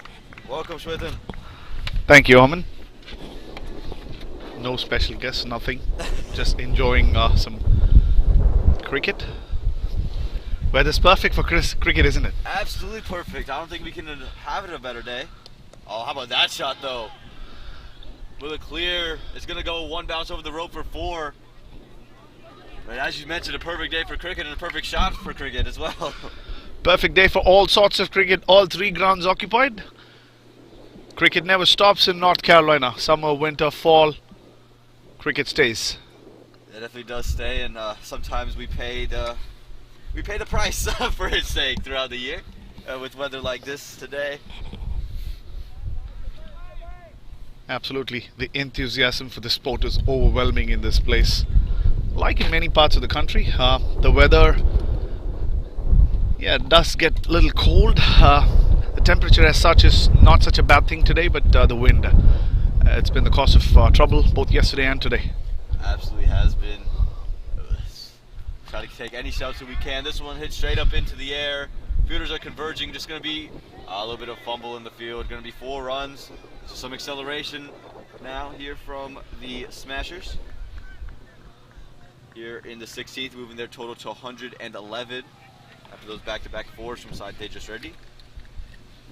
Was listening to your commentary and keeping myself updated of the progress of this game on my drive through to the ground, and I thought the Smashers had a pretty bad start during the power play.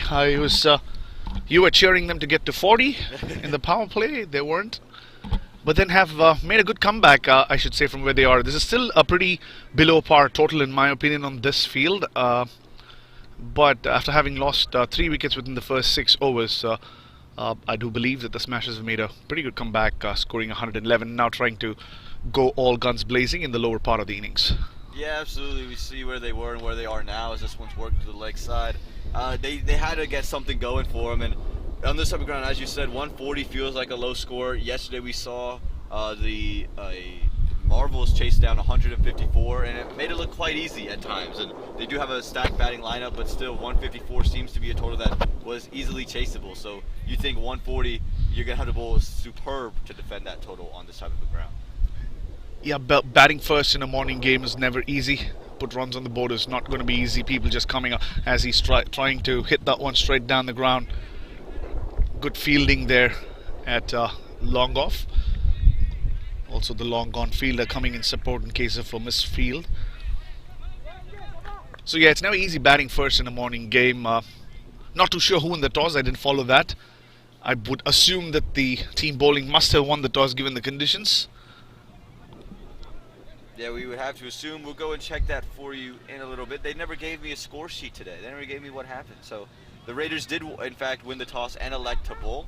As you have predicted, not easy batting in the morning game, setting a total, and especially on a day like today when it's rather cold, the arms don't open up as freely as they usually would. 16 overs have gone, 113 runs are on the board, 5 wickets down. Again, they're looking somewhere around 140 at the current moment at the rate they're going. If they have a couple of bad overs, the Raiders, they could give away more than 150. And when you put 150, it does give you a little bit of a psychological advantage. And we've seen time and again in this tournament, there were many games when teams have lost wickets early, but then have gone on to score a pretty decent total. I personally seen that in at least 3 of the games that our team played, including the one yesterday with the team batting first. The Raiders, in fact, on that occasion, losing 4 wickets within power play, went on to score 167. So, yes, a couple of overs from this part of the game can definitely help the Smashers reach a score of 150 plus or even 160, you never know. But to make things difficult, Andre has been introduced back in the attack. Yeah, absolutely. Final couple overs here from Andre. And he made it difficult, but the keeper has been an issue for them throughout the tournament. I think yesterday against the Kings as well, giving up a lot of runs behind the stumps. I'm sure you, as a wicketkeeper by trade, are not a fan and don't like to see that happen to anybody. Yeah, it just upsets the bowler, upsets the team. Andre is a brilliant bowler. He beats both edges of the bat when he's bowling very well, as he has been. And the wicketkeeper's role becomes extremely crucial. If the wicketkeeper is not picking, then... Oh, that one, he got his gloves onto it, but it never looked convincing. The ball didn't stay in his glove either. So yeah, Andre must be upset. He must be, I'm sure, having a couple of conversations with Murali Krishna Ankaraju, the captain, about what are the other choices you have for wicket keeping. Yeah, it seemed like that's what kind of cost them in yesterday's match against you guys as well. There's a lot of runs leaked behind them in the later part of the games while you were chasing. And never easy to chase, but when your keeper is just leaking runs, it makes it a little bit easier. Yeah, yesterday that this penultimate over that Andre bowled, 14 of 12 needed, and then 4 byes. Batsman was comprehensively beaten, and it went through for 4 byes, and that made things very, very easy. Oh, now the inside edge that the batsman trying to hit that over. Cover gets it under edge and might roll over.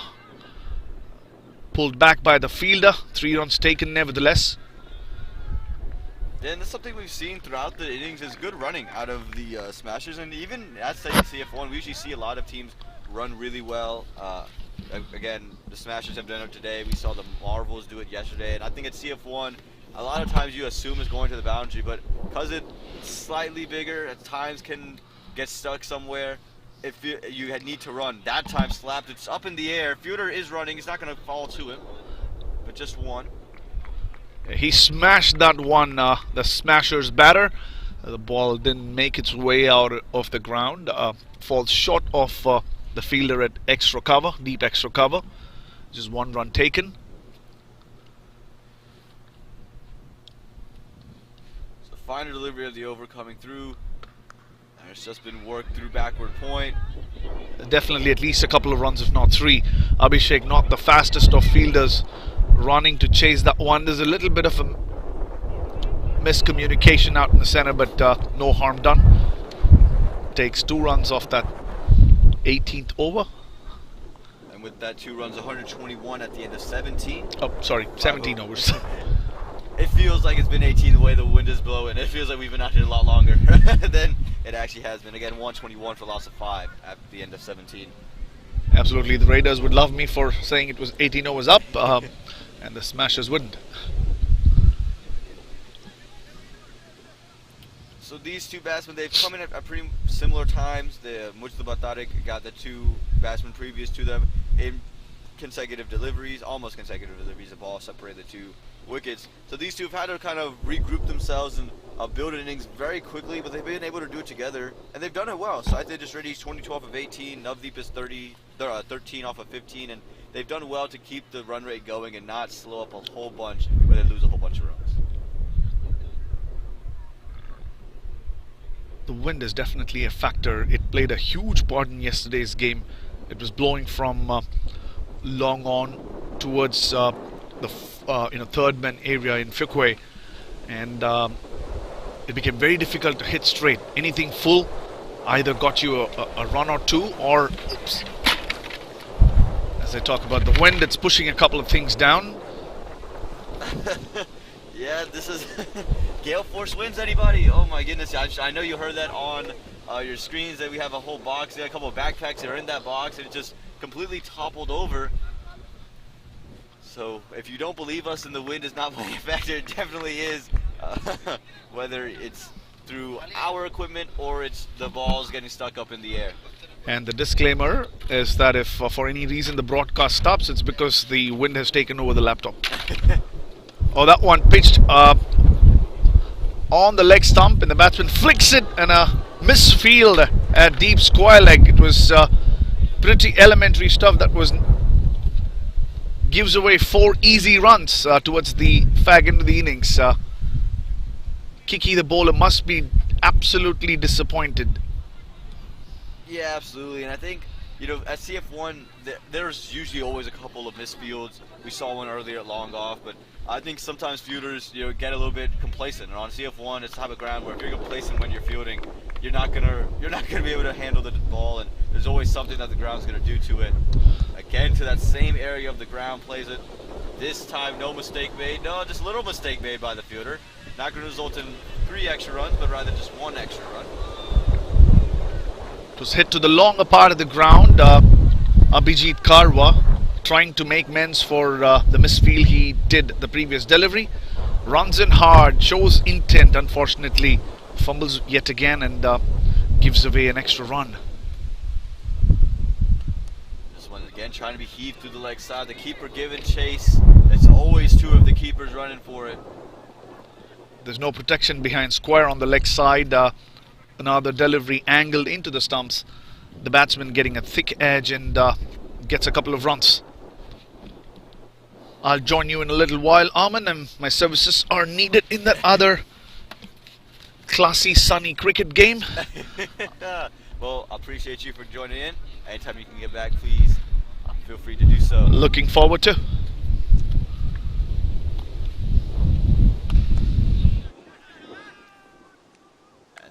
This one played out into the deep just for the quick single. Always lively, Shwetan Srinivas. Always great to have him in the box. But he's not just a commentator, he's everything. He does it all, Whether he's owning the team, playing for the team, commentating when the team plays, he's got it all wrapped up.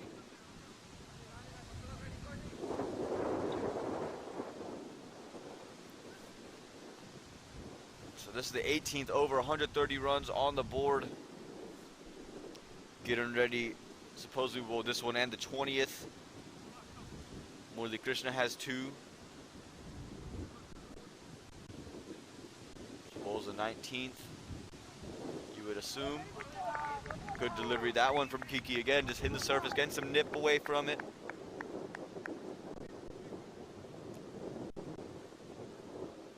You might be asking yourself, why is Shwetan Srinivas here at Century Fields 1 at 8? You know, well, he knows he has a game today too. The Chargers take on the Kings at Century Fields 1 today at 1:30 p.m. along with 3 other games that are happening in Fuquay Upper and Lower. And how about this one? 4 runs. So the Smashers able to get a couple boundaries from the over. 18 overs gone, 134 for the loss of 5 are the Smashers.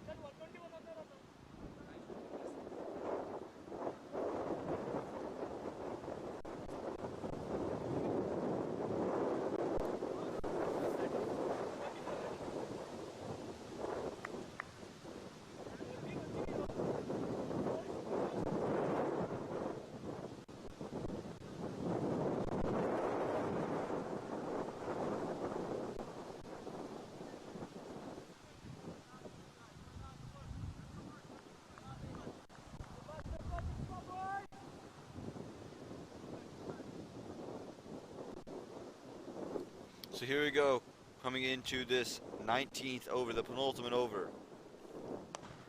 This one hits straight back just for 1. Again, 150 is in play right now. For those of you watching at home, it's cold. For those of you who are coming here at 1:30 for matches or just to watch, to spectate, it's cold. Make sure you bring a couple of jackets with you.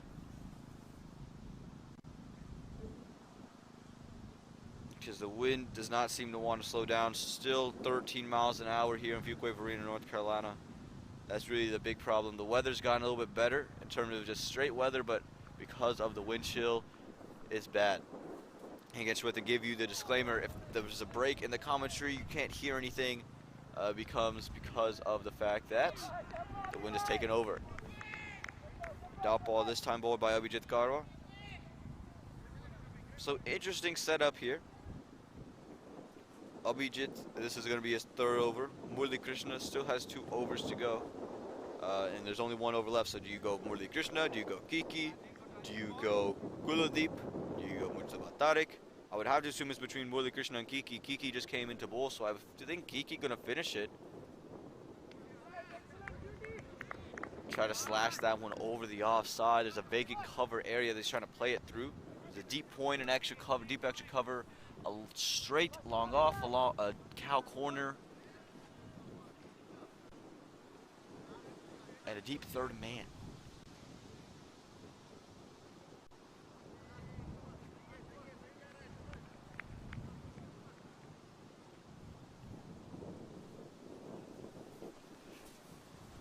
So in we go.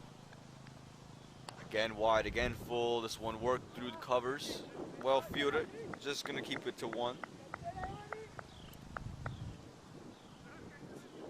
And there's a vacant area where he played that delivery. No one in the deep out there.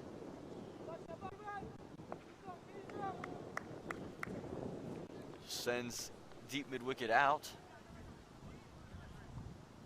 He's gonna need someone to come in deep point. Comes inside. So maybe tries to go a little bit straighter. Still full, but tries to go straighter, angle it onto stumps.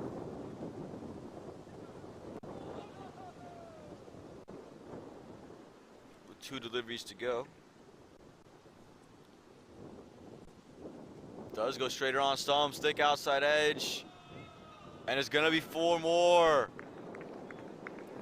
Smasher's not a convincing shot, but they'll take the shot nonetheless.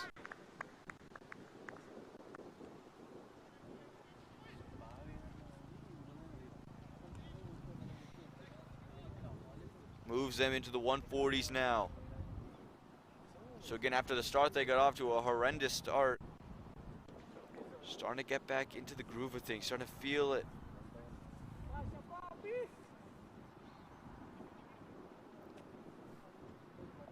Seven deliveries to come.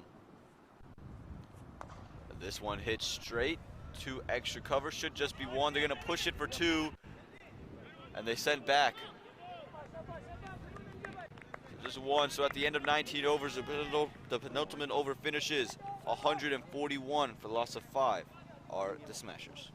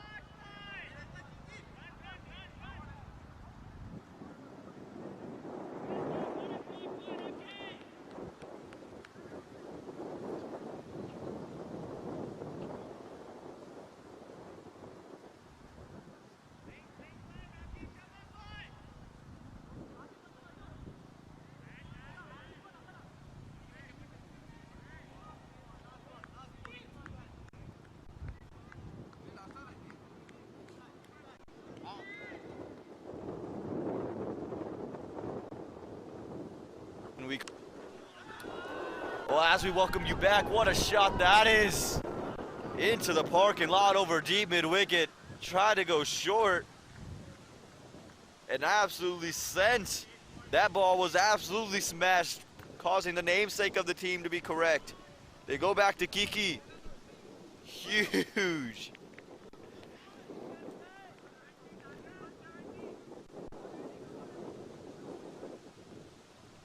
Navdeep latched onto that one very quickly. Made it look easy, made it look effortless. He's 34 off of 23, 147 for the Smashers. And Swethan was talking about maybe moving up to 160. That is now a possibility. One more boundary and you're in business. What a way to start the final over. As batting side, there's no other way you want to start it.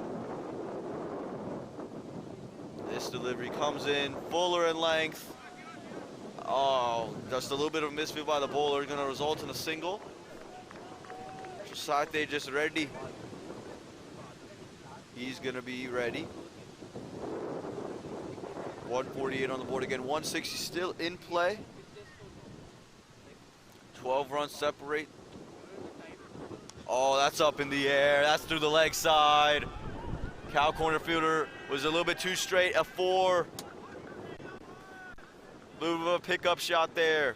Moves him into the 150s. 152 now with 3 balls to play. Just 8 runs needed from 3 deliveries to get themselves to 160. Again, 170 is the place you want to be. 160 to 170 is probably a par score.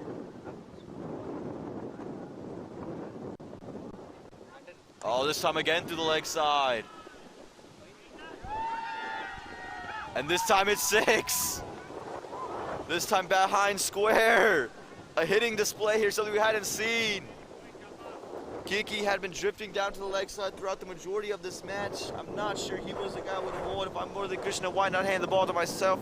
I know you got to build confidence in everybody. But Kiki today just wasn't really feeling it. And with that, 6-2 run separates the Smashers from 160. 165 in play. What a turn of events. We talked about a big over. Talk about this start. 6, 1, 4, 6. 17 runs from the first 4 deliveries. What comes from the last 2? Slower ball, up in the air, through the leg side. Fielder's there. Should just cut it to 1. And it is just going to be 1. So 18 runs from 5 deliveries. 159 on the board. They want to get to 160. Navdeep wants to take a big swipe at it. That's why he didn't want this double. He wants to swipe. Went for the swipe, missed out on the swipe, and they're not going to take a single. Oh, loses the ball, the keeper. And he has it. He has run him out. So no harm, no foul in the end. 158 is what they finish with. 159 is what the Smashers finish with. 160 is going to be needed out of the Raiders to win this match, a game that they controlled for the majority of it. The last couple overs belong to the Smashers. The Smashers finish it again with 159 runs to their name. 160 runs to their name.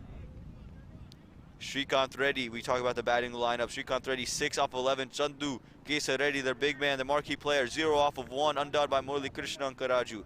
Manikant was 28 off of 33. Vishwas Sodhi, 6 off of 6. Venkat, 20 off of 19. Navdeep, 35 off of 25, not out. And Sai Tejas Reddy, 38 off of 26, not out. Murali Krishna bowled 2 overs, 10 runs in a wicket. Kiki, 4 overs, 46 runs in a wicket. Abhijit Karwa, 4 overs, 28 runs. Andre Dwyer, 4 overs, 22 runs in a wicket. Kuldeep Reddy, 3 overs, 26 runs. Mustafa Tadic, 3 overs, 19 runs, and 2 wickets to his name. Again, the Raiders, once we come back, they're going to need 161 to finish this thing out and beat the Smashers. The Smashers, they're going to be defending 160. We'll see you back here in just a little bit for the second innings.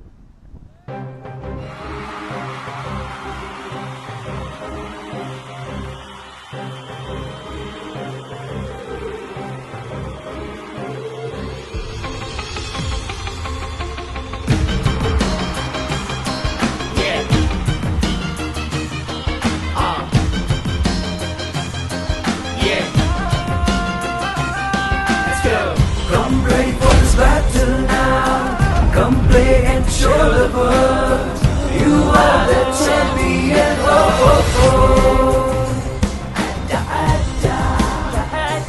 Oh, oh. Adda, Adda. Premier League.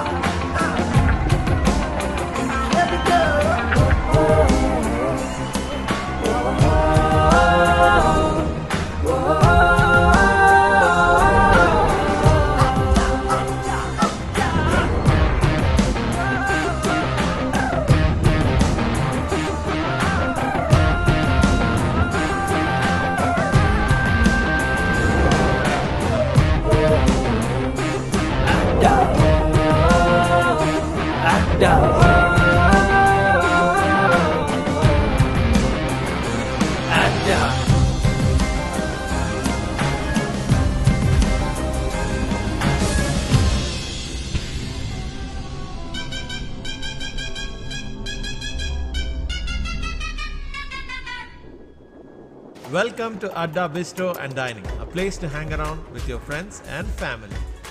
Here at Adda, you'll experience innovative and creative cuisines from various parts of India, cooked with traditional herbs and spices freshly blended by our chefs.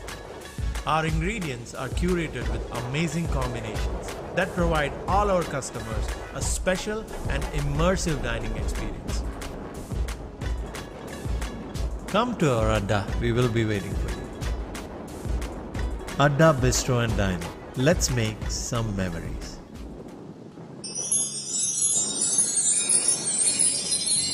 Sesta Incorporated, partners in your effort to excel.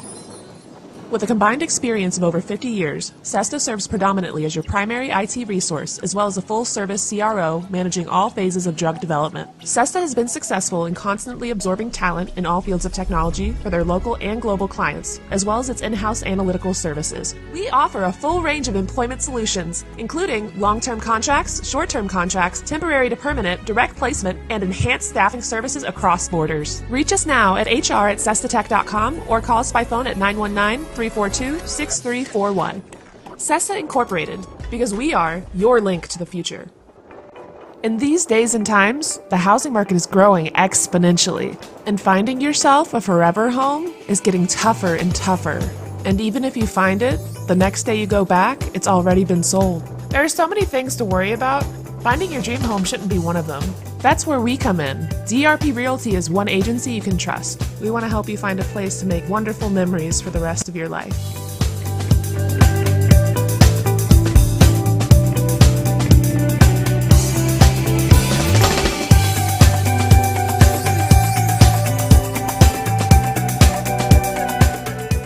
DRP Realty, affiliated with Guru Realty.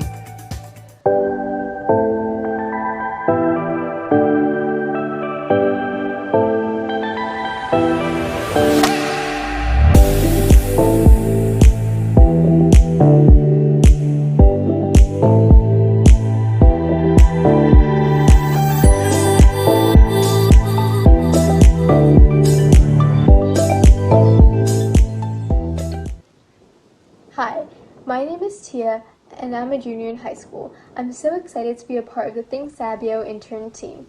Think Sabio is a powerful tool that provides detailed reports on stock institutions in order to help you make more informed and sound investments. This tool can help everyone that trades, but especially beginners. It's no secret that trading is an intimidating field, but at Think Sabio, we simplify it. Through education, we aim to reduce the intimidatingness of trading.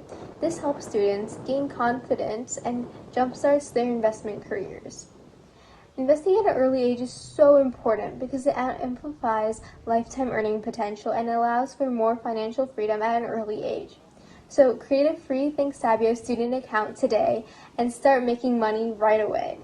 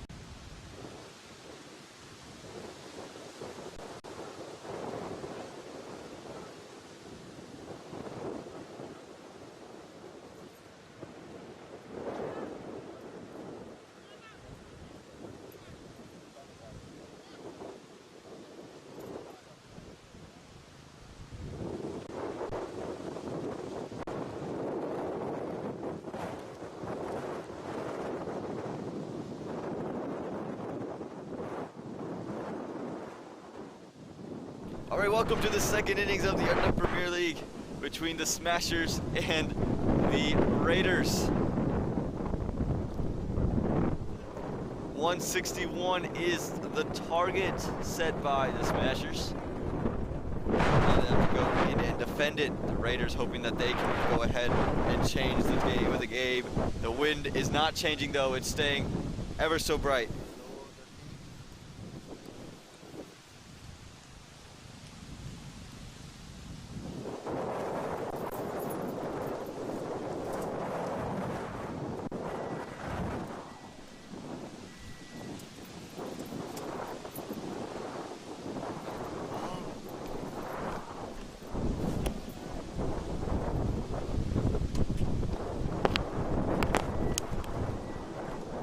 In the Adda Premier League, we're all about innovating, and now we have an innovation that really does excite. Now we have an innovation that really is exciting. A way to take out some of this chill. We have a great production team, and the production team were able to do things like this.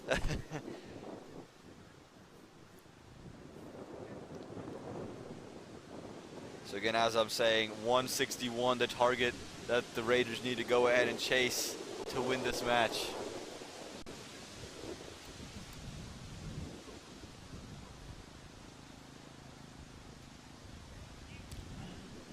For the Smashers, Vikas Bhatt's going to open up the bowling. Sunny Reddy batting at one end, Naresh Reddy at the non-striker.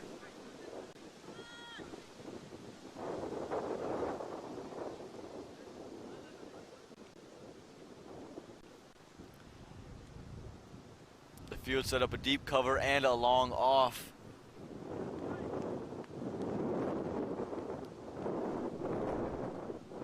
So see what they bring in here. Lefty arm. Oh, that one's over the top of long on. Straight back over the top for 6. What a way to get an innings going. And if you're gonna bowl that line, there's no need to have these fielder, the deep cover fielder. Unless you're going to push it out wide, you don't need that deep cover field. That's brilliant there. Sunny Reddy wasting no time. Knows the run rate's important. Long off comes a little bit straighter. There's still no one deep on that leg side. Just has to turn the bat face a little bit. But maybe that's the ploy. Get one to swing away from the right-hander. If you guys can move it. That one down the leg side. He tucked around the corner. Going to be leg buys for 1, and we're going to see our first sight of Naresh Reddy.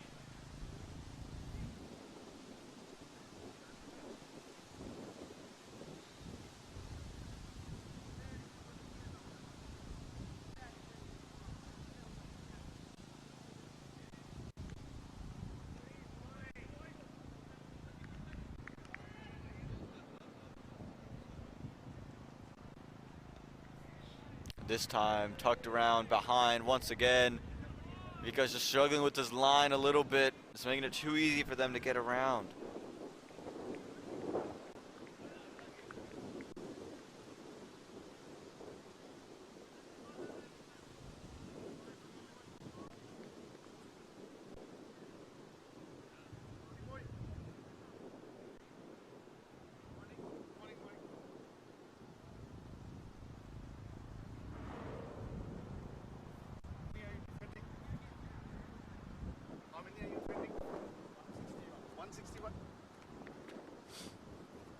Strong, nice.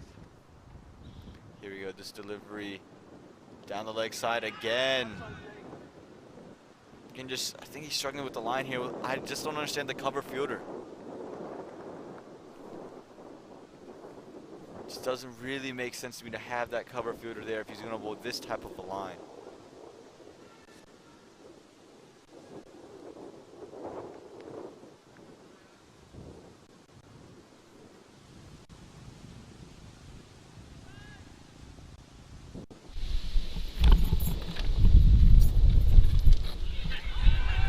Big appeal, not given out.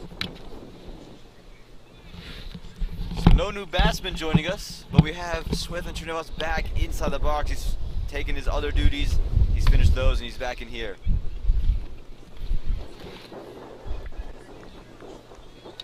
Thanks for welcoming me back, Harmon. So, you said possibly 160 for the Smashers. They get exactly that 160, 161 becomes the target. And that I would say is a pretty decent target if they can get a couple of early wickets, the Smashers. I don't know what's the situation yet, just appraise me. So the first over has just finished, 11 runs from that first over. I was a little bit surprised in the field placement for Vikas Butt having that deep cover when he was bowling so straight. I would have thought maybe have a long on and the long off if he's going to bowl that type of a line.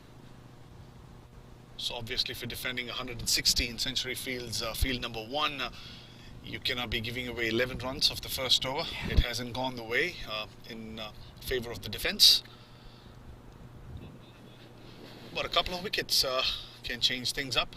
As we see Varun Vasudevan, I've known him for a few years. He used to play in the Triangle Cricket League a few years ago. He lives in Charlotte. You got maybe the longest run up we've seen today, going out to maybe the 30-yard circle almost. Yeah, back in the days, he used to have a much longer run up. We used to always think he's going to long off for fielding. And then he'd run in from there. He used to have a lot of pace and also get a lot of purchase with his height and ball into the pitch. Not too sure if he has changed, if anything has changed. Either he purposely or with age. And the body mechanics changing with age. Gotta wait and see. I'm very interested in seeing Varun in action. Well, his field out in the deep, you have a deep extra cover and a deep third man.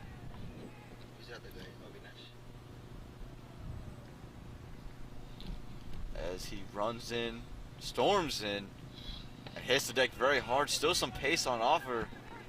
Hasn't changed a bit, and I can tell you that. Runs in the same way.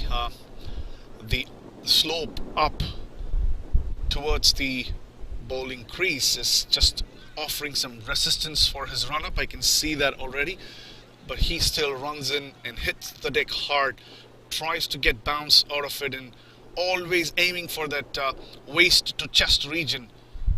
That's what he usually does. But one thing that is still surprising me is that he's got that third man too wide. He usually bowls very close to the batsman. I probably would believe that it'll make a lot of sense to have that third man a little finer for his space and the angle. He bowls into the batsman, so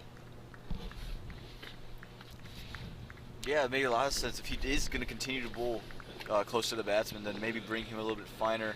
Now, but I like where he's bowling. I think at Century Fields, if you hit the deck, there is something on offer. Right on good length, there is something on offer with both the swing. It can bounce up on a batsman as well. And I think we saw it yesterday, earlier last week, as this one's down the leg side. Good job by the keeper not letting it go away for 4.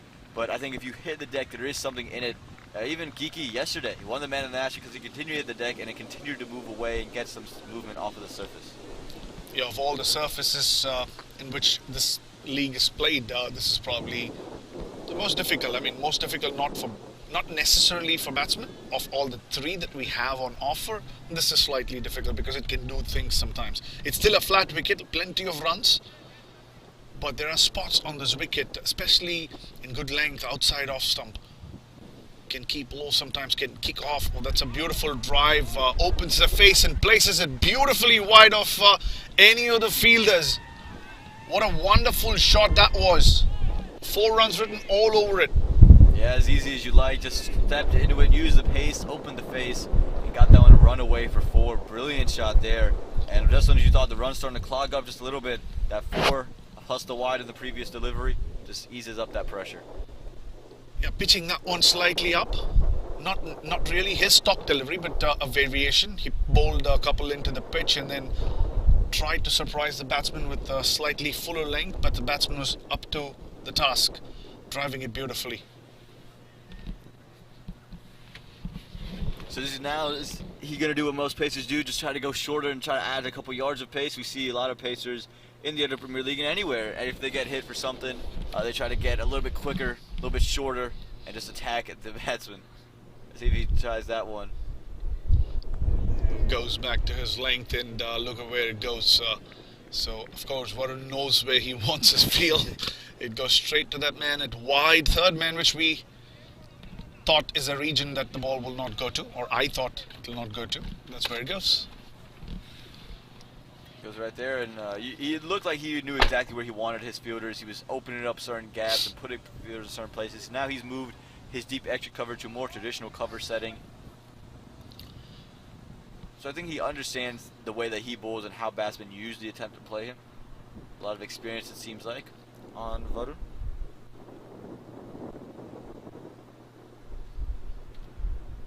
Throwing back in here for the 5th delivery. And there it is. Let's see some movement off of the surface. Not much the batsman could do with that one.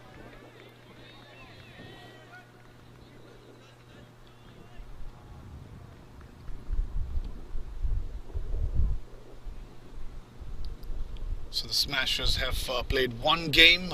The first game yesterday, won that one. Should say rather comfortably. And the Raiders played 2 of them yesterday. Won the first one and lost the second one in a very, very close game. They'll be wanting to win this one. You don't want to lose 2 games back to back. That's a chance of a run out there as Varun runs in, picks up the ball, tries to hit the stumps on the Sunny Casey Reddy. I don't know if he's pulled something there or if he rolled his ankle. He definitely is limping and looking to be in some sort of trouble. I was just about to say he missed out on that game yesterday in the afternoon, didn't score much, or I don't think he scored any, and he would want to make this inning count, win it for his team. And before I could even think of what I had to say, seems to be injured. Hopefully it's not anything serious, and you'll see him stroll back and take strike. Yeah, I think at century fields one, sometimes you just step on a wrong area. A couple patches where there's maybe little rocks, maybe a little divot that you stepped into. So hopefully it's nothing too serious, and he'll be back up, like you said, just to take strike. He's gotten off to a good start, 11 off of 7. The Raiders right now, they're 18 at the end of 2 overs. They need 143 more in the next 18. And a quick summary of where this tournament stands. This is day 4 of Adda Premier League 2021. 2 new teams added to this tournament this year. 2020 edition had 6 teams, and now we have 8. Marvels and Smashers, the 2 new teams. So the 8 teams are fighting for the first 4 spots.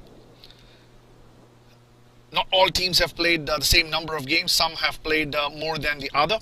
Sunrisers have played 4, Kings 3. Samp Army has also played 4.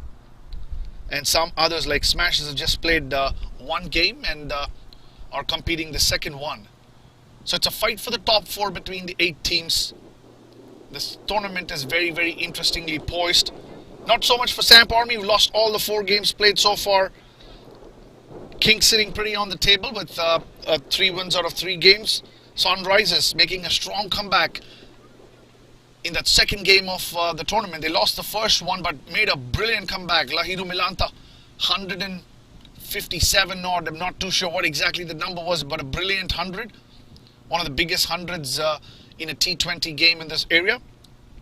Losing the 3rd one and winning the 4th one. So they're sitting with 2 wins. Marvel's winning 2 out of 2. They're looking pretty strong. Tornadoes, the defending champions, have played 2 and lost both. They're sitting at the bottom of the table, not the spot that they would absolutely, not any team would want to be at, but they will be coming back with a lot of force, plan and strategy for the game today. Yeah, the crazy part is about, if you look at that points table compared to last year's, the top 2 teams last year were Sump Army and Tornadoes at the end of it. Now the bottom 2 teams are those 2 that 3 and 4 teams last year were the Kings and the Sunrisers, I do believe, and the Kings and Sunrisers sitting at the top of the table. As that one is brilliantly played over points, going to run away for 4 because Bud took out the cover and then finally pushed one out wide for the cover field. It could have come in handy. Very poor delivery, short and wide with everybody inside. Easy pickings for somebody like Naresh, who's in prime form this season. He's been scoring a lot of runs for Hunters. His team won the PL format in Division 2. Also did pretty well in the T20. I remember him scoring 100 in Division 1 T20. So he's in good form, absolutely not bowling to the field. Everybody inside the 30-yard, the ball stood up nicely. Doesn't have that kind of a pace either to be able to trouble the batsman. Yeah, now they bring a point fielder into the deep. They had a deep third man, they move him and to deep point. So if he wants to try that again, he does try it again. Looks to play it again, this time not connecting. I think the only difference was it was bowled into the batsman. The last one had a lot of width, and the batsman was able to free his arms, and this one came back in slightly, not much room. Yeah, and for the Smashers, again, a new side, they're trying to figure out all their options. They're trying to figure out who they want in certain situations. This time again short, angled into the body, and easily worked down through the backward square leg region of the ground. Should run all the way for 4. No, they're going to just pick up 3. Probably hitting the glove there, not very clear from here. If it had taken the bat, I thought it would have easily run down for 4. Again, because the left arm over the wicket bowler missing the angle. Got a little too straighter, and the ball went down the leg side into easy run. So, a lot of runs being leaked. Yeah, and I think the Smashers, they went with Vikas because I think Chandu probably understands his game the best, right? That's who you want to open, the guy that you trust the most. But now not bowling too particularly well. Okay, where do you go from here? Who do you look to outside of Vikas and Varun? Another nice delivery this time, pitched on Midland leg and moving slightly away. Nicely on the front foot. Nice to see Sunny back. Yeah, like you said, just try to back into the middle. It's always good to see that. Don't want any injuries when we're out here playing cricket. Oh, that one lifted over the leg side. No fielder out in the deep. Once again, he's hit that same area, and they have the long off and cover fielder. And with that delivery, there's no need for the long off and cover fielder. You bring that cover fielder over to that cow corner. 2 full and on the leg stump. Must have been looking, if he was looking to bowl that one up, he must have angled it across the right hander for the field he has, but he misses to do that and gives away another boundary. So the power play, well and truly, going in favor of the Raiders. Yeah, in both phases, they had it with the ball, and now with the bat, they're taking it to them. 29 already in the power play, just with 1 ball left in the 3rd over. As a reminder, the Smashers, they were at 33, and they had lost already 3 wickets by the end of the power play. 132 more runs to get from here for the Raiders. And the way Sunny Kissareddy is batting, it looks like it's going to be easily worked.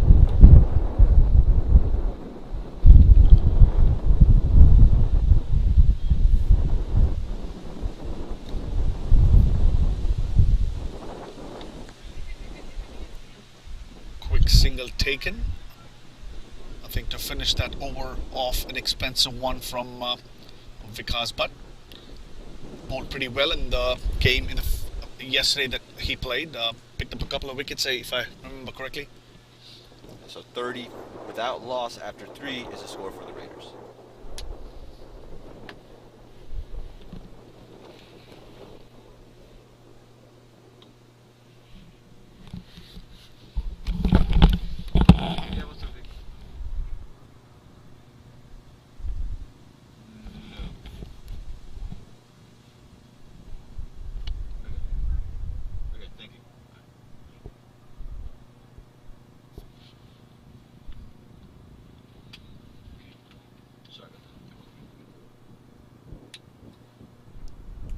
So we welcome you back. 3 overs gone, 30 runs on the board for the Raiders. Just 131 more to get. Varun coming back into bowl, just gave up 7 from his first over. You got a deep cover and a deep 3rd man, a wide 3rd man.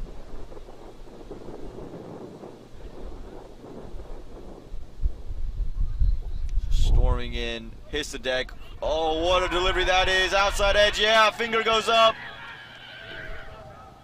And there's the wicket, there's the breakthrough the Smashers were looking for. Nadesh has to go. I do believe it's Sunny actually. A big wicket, hit a couple of good boundaries. The Smashers will be absolutely delighted to see the back of Sunny Reddy.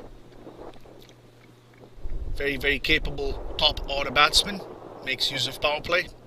Back and will we see Murali Krishna Ankaraju. There seems to be a lot of rotation in the Raiders in the 2 games that they played in terms of batting order. So yeah, we'll see who they send in, and you're right, it is Sunny Kesaredi who's walking back.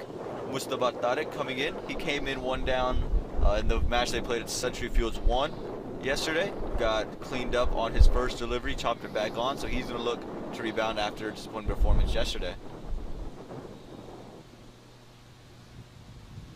But it feels very opposite. The Raiders with the ball feel very formulaic. They have the guys they want to bowl, and they basically bowl in the same kind of order. With the bat, it feels like they can go with anybody at any time and send different guys in at different times. And it's just the difference between the juxtaposition of those 2 things is very interesting, and it just makes it fun to watch. yeah, Mujtaba Tariq opened the batting yesterday. He hasn't scored much in this tournament. He's played 2 innings and scored just 1 run. Got out for a 0 in the first and tried to go big in the power play in the second game and got caught at mid-on. A very straightforward, simple catch that was. So he'll be looking to score some runs. 3 out of 5 league games would have been played by the Raiders, and they lost 1. They definitely want to win this one and keep their momentum. As Varun runs in hard, hits that hard length. Is there a chance of a run out there? A pretty ordinary throw there. Hitting the ball into the ground rather than letting it go towards the stump.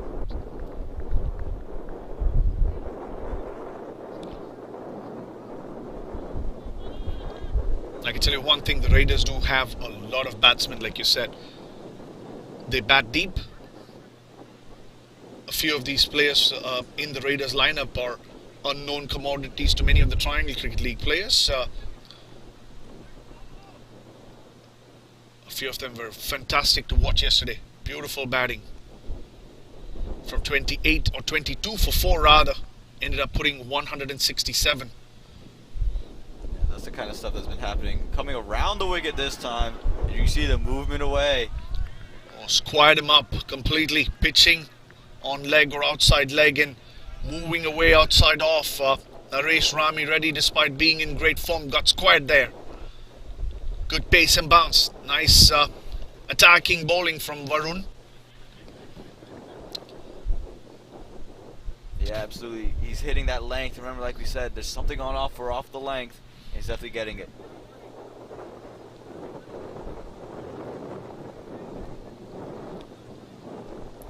They'll want to get another one very quickly now. They've slightly brought this game back in their favor. Still very much a Raiders game right now, but another wicket, especially of Naresh, who's a settled batsman, will bring it a lot more in favor of the Smashers. But Varun Vasudevan, they're bowling a no ball. Definitely didn't look for height. Looks like he overstepped on that occasion, and it can happen, you know, for the kind of run-up he has and the pace he generates. And now that he's trying to bowl that effort ball, he can just put his feet a little bit further away from the crease and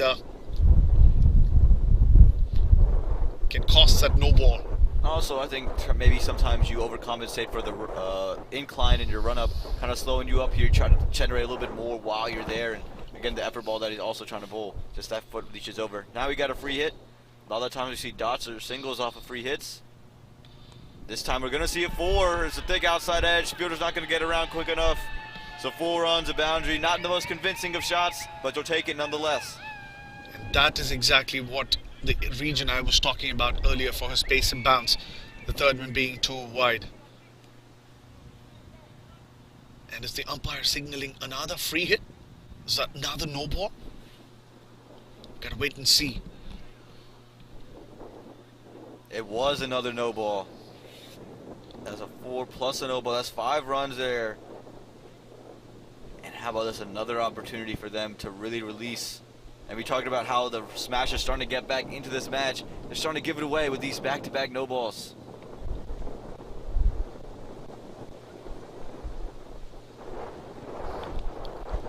What started off as a brilliant over is not ending well for Varun at this point. Couple of no balls, the free hit delivery going for a boundary. It just gives the license to the batsman to throw his arms at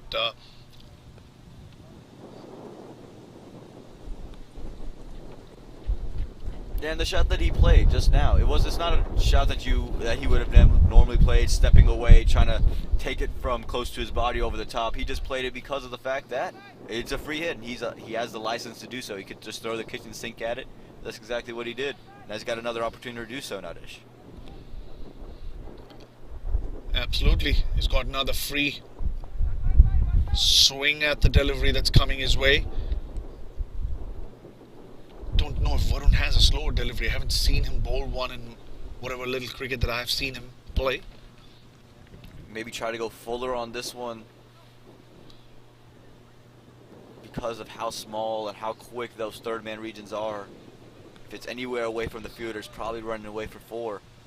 Maybe try to going full and let him hit you back straight or over covers. Yeah, the worst part is you can't change the field if you go by the loss of MCC. He comes over the wicket this time and does go a tad bit fuller. It ends up being a dot ball, so he escapes this one. Wonderful pace and bounce. Nice to see the carry. And luckily for Smashers, the second free hit does not cost them anything. But again, can Varun pick up another wicket and finish this over in favor of Smashers? Naresh Rami Reddy, a settled batsman.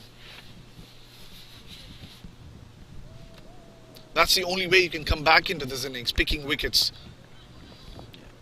Absolutely, you have to take wickets. You got to take them early, and it got to happen often. 124 now, just needed in 16.3. Required to run rate 7.6. They're currently going at 10.1. So all signs point in favor of the Smashers right now. You're going to need something special to happen from one of your bowlers to get yourselves back into this one. Oh, beautiful there. Beats the outside edge. And despite having bowled a couple of no balls, Varun still got a lot of pace, bounce, and attitude in his bowling. Yeah, I think it's confidence in himself, right? I think as a bowler, even if you've bowled a couple of wides or no balls, as long as you're running in with confidence, you're going to get back to your stuff. If you run in and just kind of waver, don't know what you really want to do, you're not going to find much success. But he understands what he's best at, and he's continuing to do so, and he has the confidence in his game to do so. Oh, that's a slower one. That definitely was too full over his waist, I would suppose. Not given by the square leg umpire. Well, without the no ball, that ends the 4th over, 37 for the loss of 1. But was that the slower one we just saw him try to bowl? Not very sure. We definitely, in the comp box, seem to have some sort of a challenge in picking that height. We thought it was well and clearly over the waist, but the umpire not even moving, so... Well, I'm going to blame it on the elevation of the crease versus where we are. We're just slightly higher over there in the middle, so everything looks a little bit higher to us. I'm not sure if the science behind that makes sense, but I'm going to go with it. And also the fact that I'm thinking like a batsman and you like a bowler. Anything that's full, I believe is a no ball. Is a no ball. Well, we're going to have a slight change in the bowling now. We'll see who the new bowler is. But he'll have one of his overs in the power play. We saw the Raiders implement a spinner in the power play in Andre Dwyer, and he bowled beautifully in it. So what are your thoughts about bowling spinners in the power play? Is that something like genuine leg spinners who like to float it up? Would you bowl those kinds of guys in the power play? Absolutely. If you have the right feel and if you're bowling the right length and bowling to your feel, yes, why not? And the reason I'm saying that is a lot of players in our local leagues are not very comfortable playing spin. You know, it just puts them off. They're very happy to face pace bowlers, even if they are pretty skiddy, pacier, like you saw Varun was, they'll be more happy mentally to face them. And spinners not so much. It's just that it requires a lot of technique to be able to face a spinner and still be able to hit them for boundaries. So if you're a good spinner, if you're bowling to your field, I personally don't see any problem in doing that. It's always a balance beam, right? You have to make sure that your spinner is bowling in the right areas. As you said, bowling to your field. There is no problem with it if they're bowling to their field. I would just say that there's less room for error now as a spinner. As a spinner, you know, you're in there to take wickets, and I feel in the power play, you have less of those opportunities to do so. It's going to be Navdeep Dhaliwal coming into bowl. And especially with leg spinners, when you say how many of the local batsmen really try to hit the leg spinners through cover, extra cover regions. You know, the moment the ball is flighted up, it doesn't matter where it turns. A lot of the batsmen try to take a heave towards deep mid wicket, and that's when there's also a chance for picking up a wicket. Well, almost a chance there, inside edge. This just goes on to pads.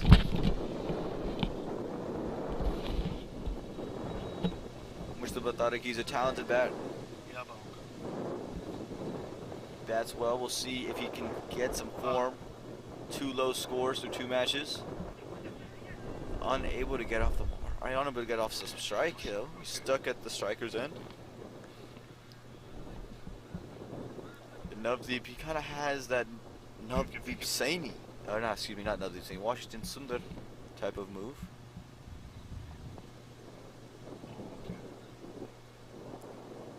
And bowl him! The poor form continues from Mustafa Tariq. Looking to pull it, is gone underneath him.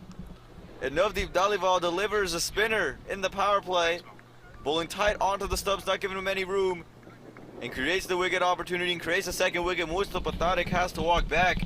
And the Raiders, they lose their second with just 38 runs on the board. We're just talking about wickets from a spinner in power play. That one was spinning away from him and wasn't short, but Mustafa Tariq trying to play it across onto the leg side, comprehensively beaten. Stumps rattled. A little bit of a comeback. Yeah, a little bit of a comeback being brought in here, and the smashes they need, and they need something to give. They're going to need something special. Now Abhishek Sharma coming into the middle. Had a good innings at Century Fields 1 yesterday.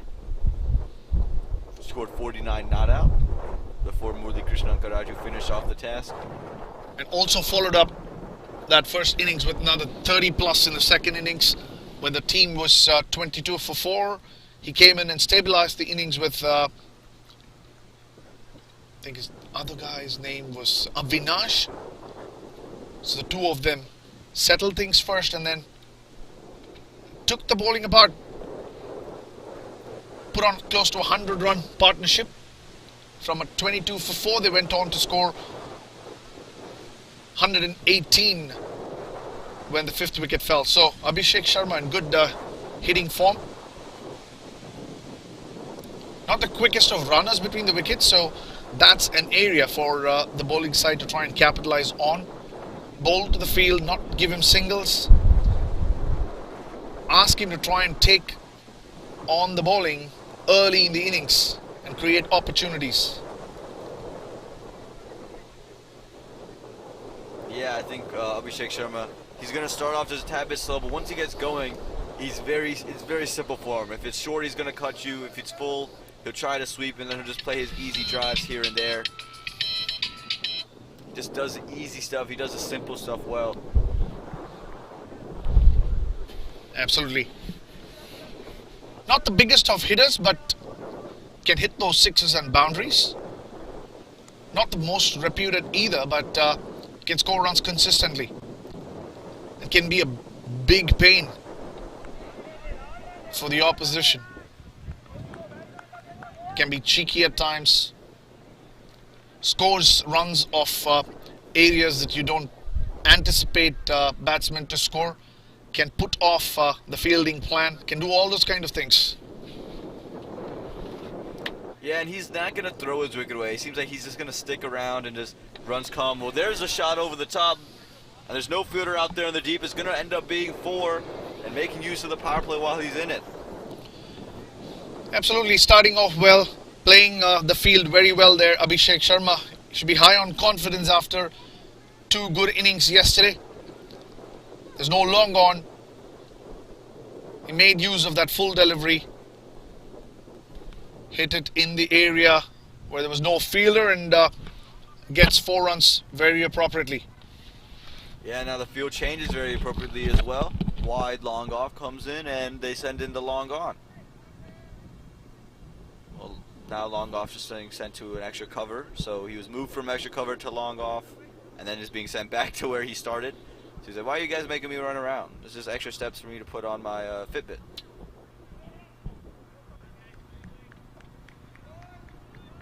Field changes, so long off is an area that he can take over.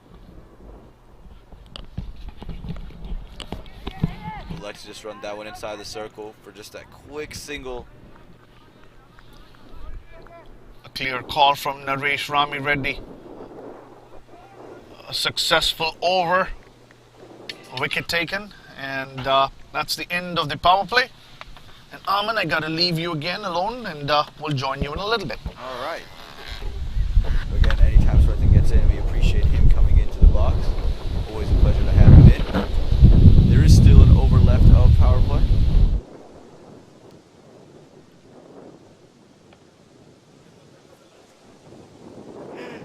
Five overs gone, 43 for the loss of 2. Again, the cold just makes it feel like everything's moving a little bit quicker than it is. I feel like we've been here a little bit longer than we have been.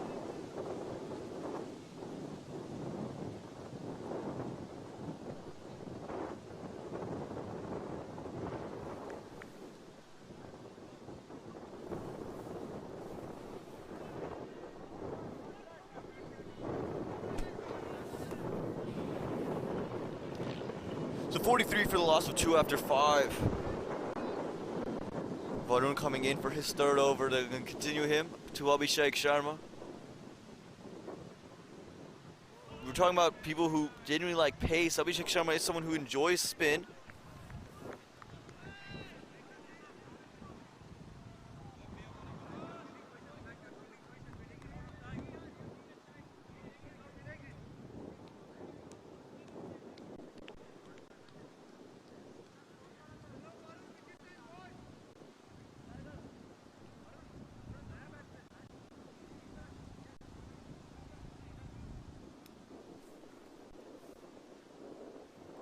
Again, like I was saying, Abhishek Sharma is someone who does enjoy playing spin. He's a guy who loves to cut and sweep.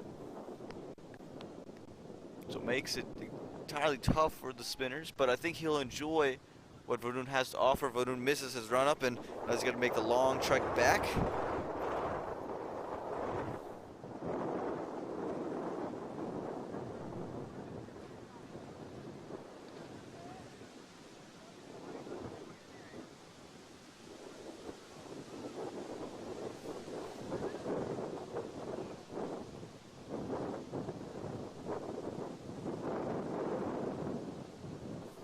This one comes in down the leg side, gonna be a wide delivery.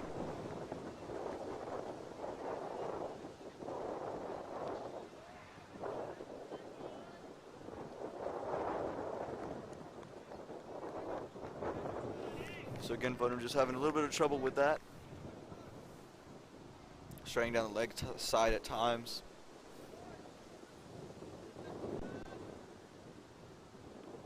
But while he has bowled 2 no balls, a couple of extras, he's only given up 14 runs in 2.1 overs, so he's bowled economically very well.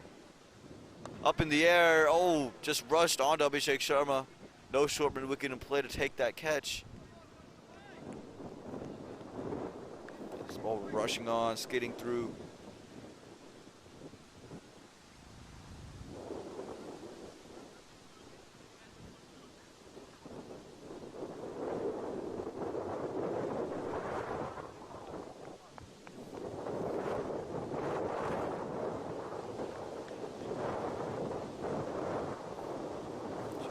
Long run up comes through into Naresh Rama Reddy. Oh, and what a delivery. And it's deemed another no ball.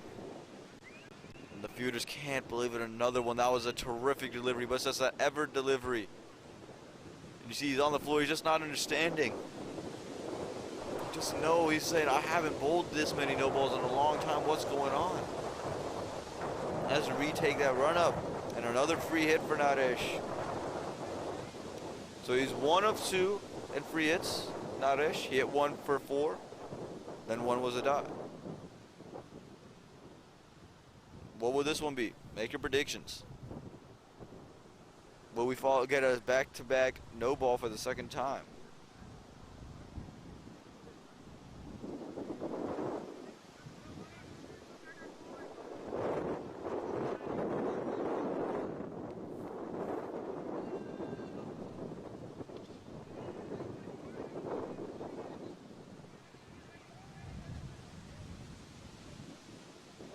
Here we go. And there's the dot ball. So another no ball results in a dot ball. It's just something that it's a pattern that we see in cricket where we have a lot of these no balls resulting in dot balls. And again for Varun, we saw he runs up big, got a lot of pace, hits the deck. Just got to find a way to control these extras, and I'm not sure if again, it could be the incline running up into this pitch. It can make it difficult to bowl here when you have to run up. As he comes in. And it's going to be a wide delivery, struggling now. And every time there's an extra, the fielder just wincing a little bit. The fielder, it covers. Again, these are freebies. You don't have any runs to give away. 160, it's a decent total. But 170 I would say is the par. 170, 175 on this ground at this quick. Now just 114 needed in 17.3. That's going to be 14.3.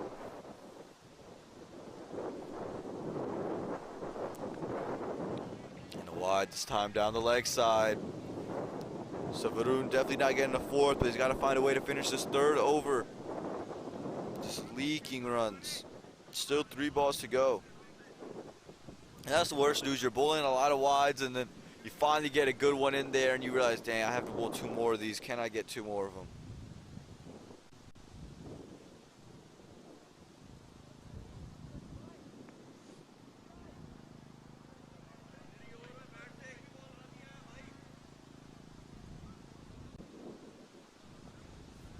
So in we come.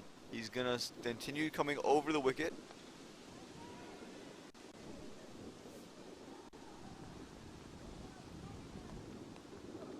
I said straight back. Should be taken and is put down. Finally a good delivery. And he's dropped him. He misjudged it. He thought it was going to come further. Didn't come to him. Came forward. Hit him in the hands and he's put him down. And nothing going the Smashers' way at the moment. That same cover fielder Wensing. The skipper Chandu. He knows how big that would have been.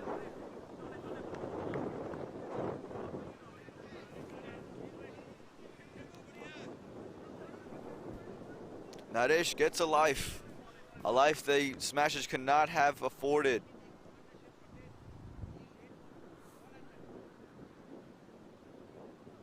Oh, this time down the leg side, over the top. Went for the Yorker delivery. It's going to be 2 runs quite easily.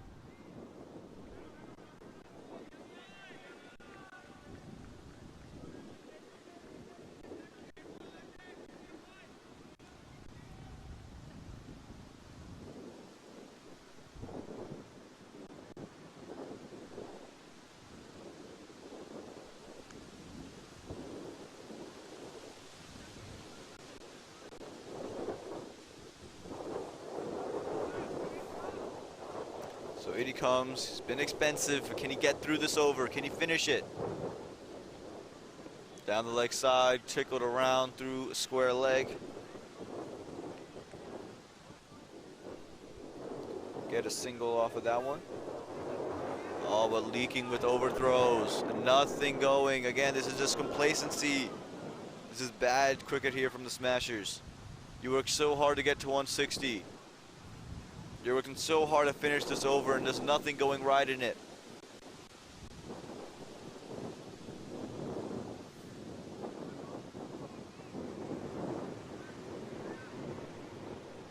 And you can see the whole brain trust is there. Varun Gets a high five from a teammate, but he's not happy with himself. 6 overs gone. That probably is over. 53 has come off of it, but just a loss of 2 wickets.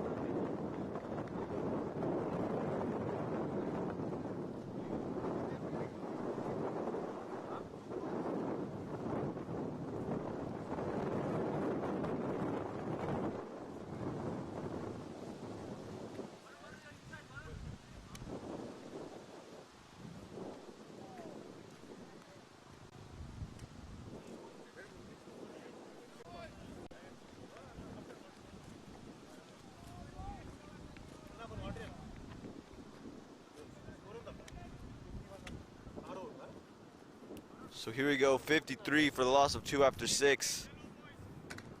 Navdeep coming back in, had a brilliant first over, 1 over, 6 runs, and a wicket. Gonna need a couple more wickets to his name if they want to get back into the smash the Raiders. Excuse me, the Smashers. Nadish on strike.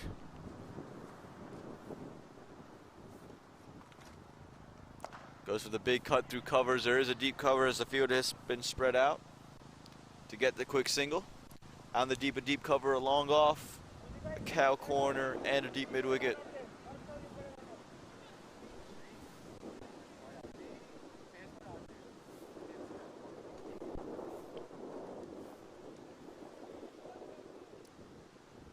This one up in the air from Abhishek Sharma. Fielders converging on it, not going to reach it. And they just settle with 1. Just lifted it over the top, didn't try to get too much on it.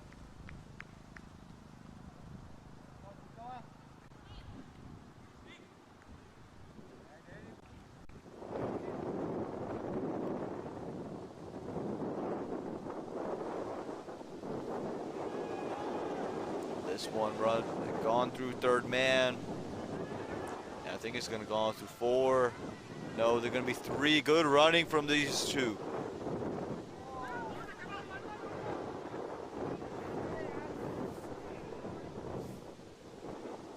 Again, just the Smashers just haven't gotten things going their way. It's going every other direction.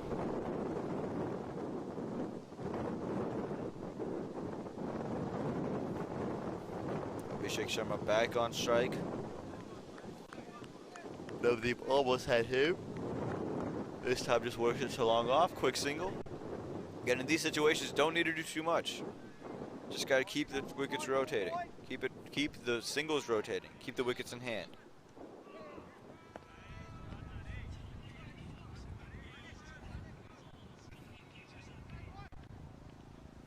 A lot of cricket going around through the world today, so we appreciate you guys tuning into the Adda Premier League. How about this shot from Nadesh? Touch short, and just push that one over the top of the leg side. 4 runs. And the Raiders struggling to find anywhere to go here.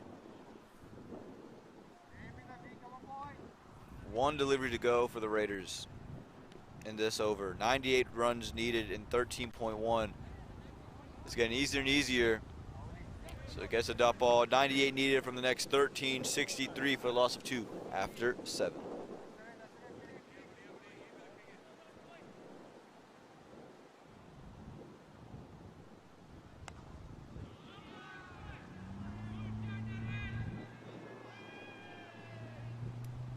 Well, that was not the last ball. This, in fact, was the final delivery. They're going to come and scamper away for a quick 2.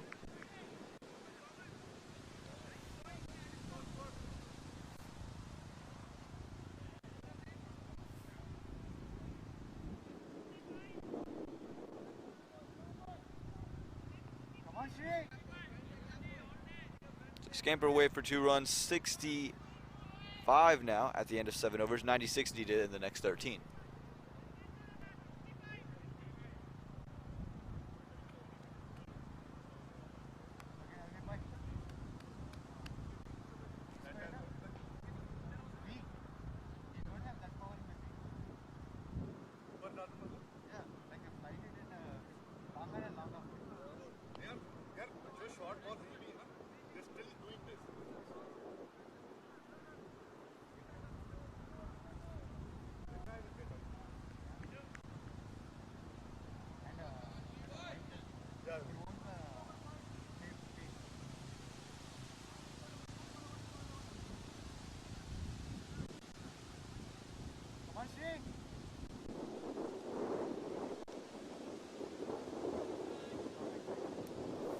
So in we come.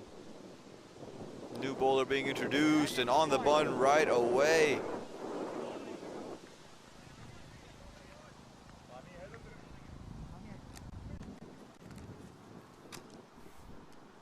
Srikanth Reddy. He's a good bowler in his own right. He showed it right away on the mark.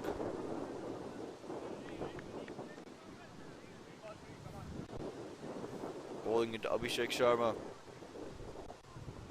Slashes at it, should be taken, and it is! Catch by Sodhi at point. Dived out to his left, and Srikanth gets the breakthrough. The third wicket falls. 65 for the loss of 3 after 7.2.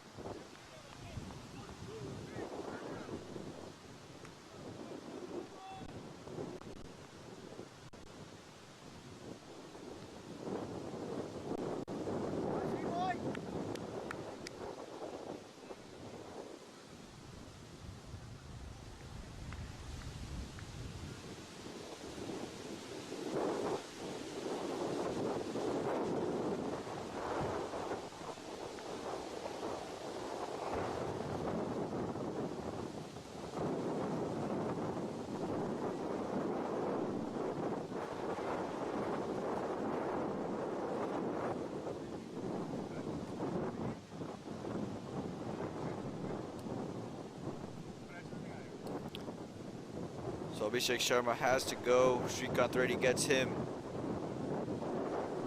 New batsman, like skipper Murali Krishna Raju. First ball plays it through, covers beautifully for the quick single. He's a big hitting bat, can get things going fairly quickly. Again, the Raiders know that they don't want to waste any time. They need 95 runs into 12.3 overs. Don't want to waste time. Don't want to throw your wicket away, but you want to win with a good run rate. Plenty of time to win with these run rates. You can keep yourself sitting pretty in the points table.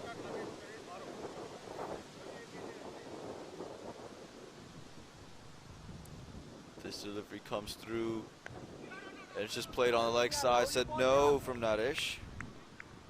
Again, Srikanth's been the answer right now. He's bowled very, very well.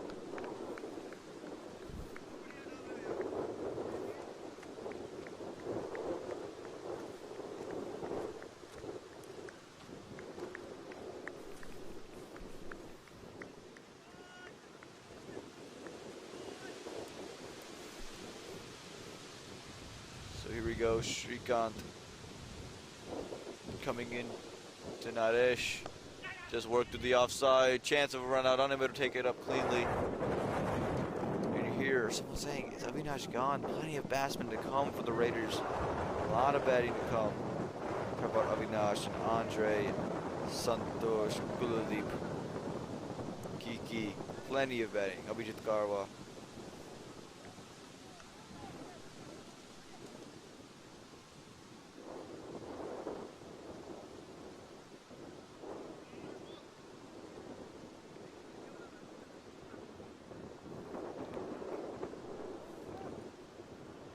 Srikanth made it look easy with the catching. Even with the wind and the cold, he took that one hand catch. Said, okay, sure. We've seen two good catches at that point region, the cover point region of the ground. This one worked. 2 backward point again. Another one not able to be picked up cleanly. They do stop it, just keeping it to 1. And that's going to do it. 8 overs gone, 68 for a loss of 3, 93 needed in the next 12 overs for the Raiders.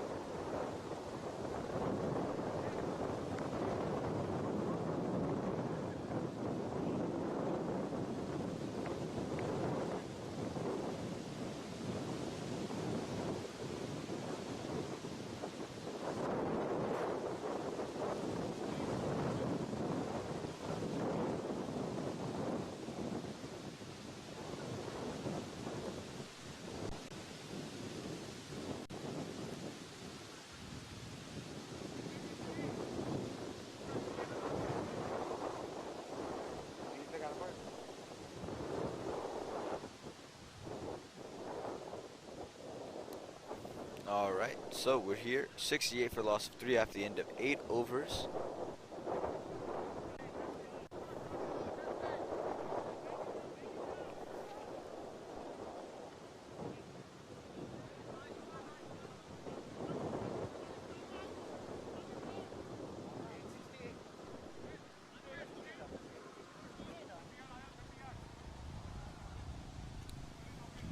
So in we come. It's going to be Arpan ready. Kangamula.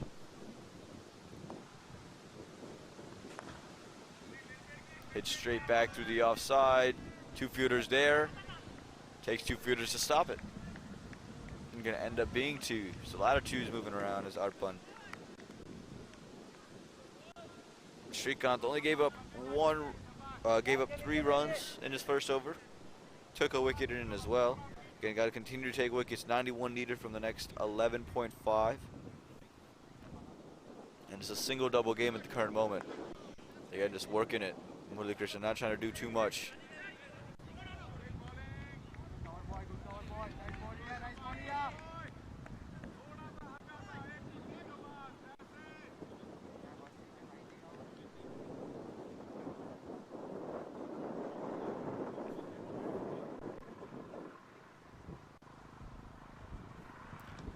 Look for the big swipe at it, unable to get onto it. Try to take it from outside the off stump.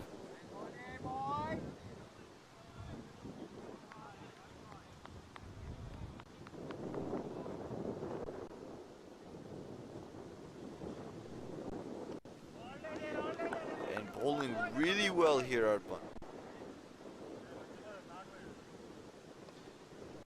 Keeping it tight, making the batsman earn it. And it's just about stringing together some dot balls. That's how you're going to take some wickets when they try to play a rash shot. You can string together dot after dot after dot after dot. That's when pressure builds. That's when wickets come.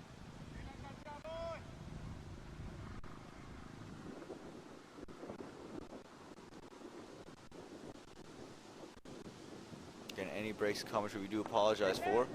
Oh, what a fielding there from Arpan. Putting his body out there on the line. Not easy to dive at CF1.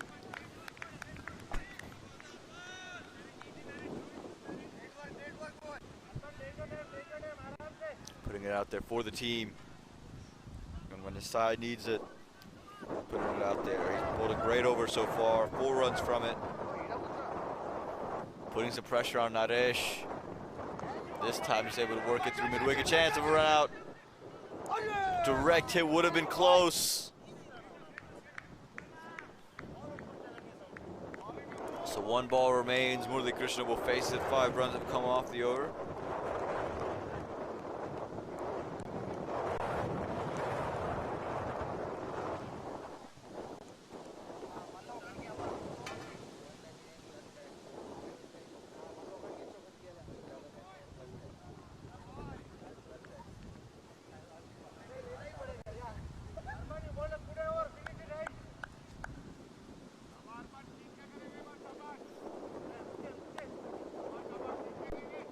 So in we come to Murali Krishna Karaju. Can he take the big wicket of the skipper? He's gone big, straight back. Fielder's there, but it won't matter. It's 6. He's cleared it over cow corner. What a shot that was. Unbelievable that is, and that's a way to end the over. It was a good over before that one, but that one just takes it over its head. 79 now reads the score for the loss of 3 after 9. 88 needed from the next 11. Excuse me, make that 82 from the next 11.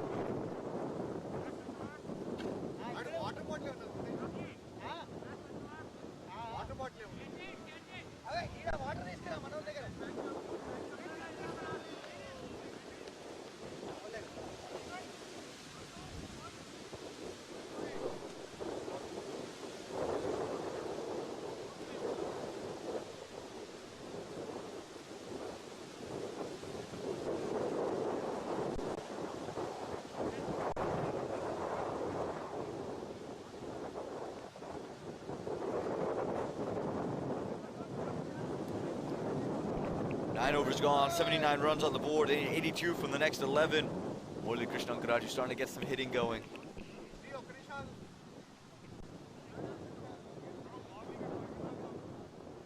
See some blood coming off of Arpan right now. When he dove, he scratched up his arm. Again, not fun to dive here. Srikanth Reddy coming back into bowl.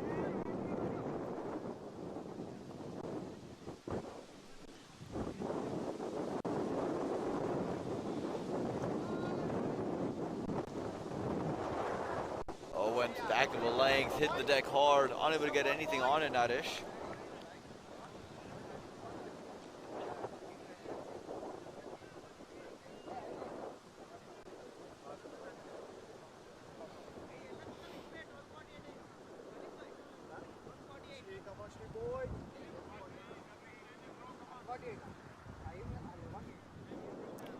So in he comes once again, goes fuller in length, try to cut it, unable to, just over the top of the bat.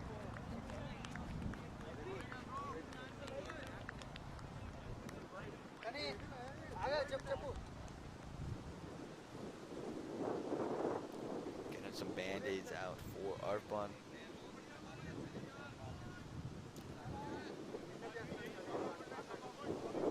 Srikanth, what can he do?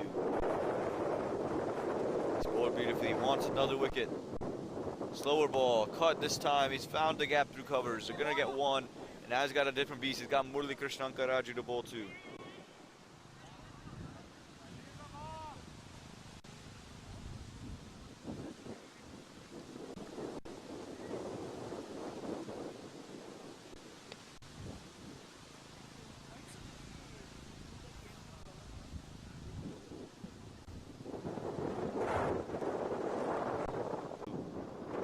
Slower ball, cut, chance of a catch. And he's put down at backward point.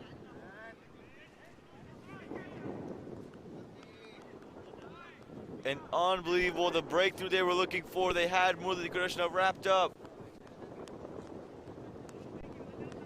He was unable to hang on.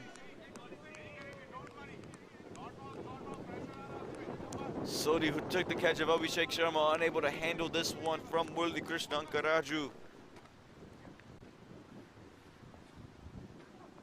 Outside edge, and it's beat everybody. And it's gonna run away for 4. There was no one in there to catch this one. But an edgy way to get to 4 after getting dropped. Srikanth, he's bowling beautifully, but Murali Krishna, he just has the luck on his side at the moment. Can't give him lives. Plays for the Morrisville Cardinals, was one of their better players, came in at the end able to score a lot of runs. In TCL scores a lot of runs as well. Can't give him lives. Got one more ball, Srikanth to Murali. The previous 2, even though we would say it went for 4 runs on the previous delivery, there's definitely Srikanth's delivery. That was the prime. Srikanth has won the battle so far out of the 2 deliveries. Dropped, outside edge.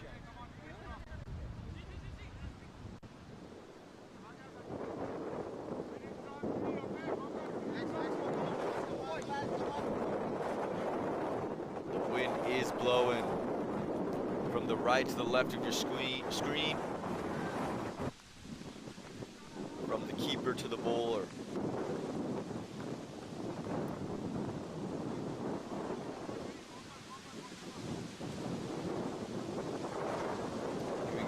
Delivery comes in, hits it slower.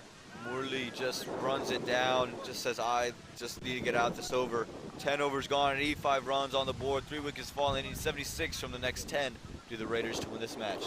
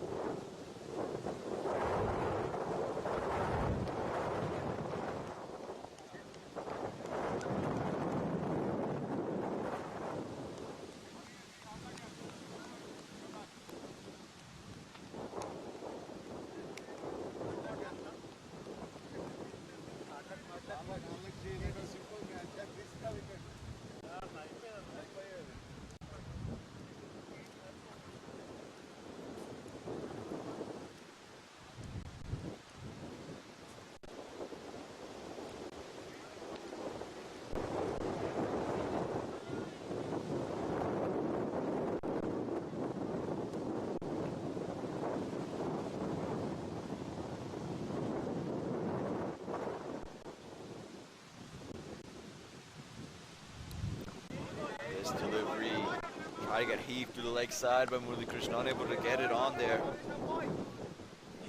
And Arpan, he's bowled well. He's put his body on the line. He's been given another over. Looking to run this one to third man. Nothing on offer. Again, Arpan, he's just been tight. He's been on the stumps, and that's been the key for him.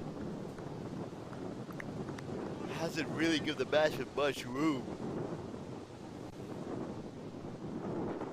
This one cut through covers. Just gonna be one.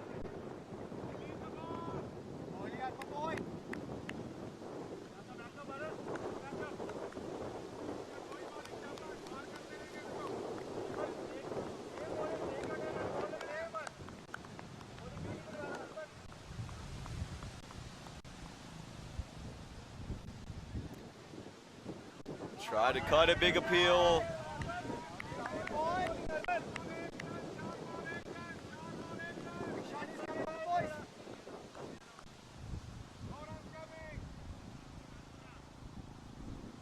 This one slower, nowhere to go. Beautiful bowling here from Arpan. Again, he's just bowled so well. This over and a half. He's keeping it wicked, not giving them any room to free their arms. One ball to go. Cuts it, cover fielder coming around, just gonna keep it to one. Brilliant stuff here from the over. 87 for the loss of 3 after 11. 74 needed in the next 9 overs.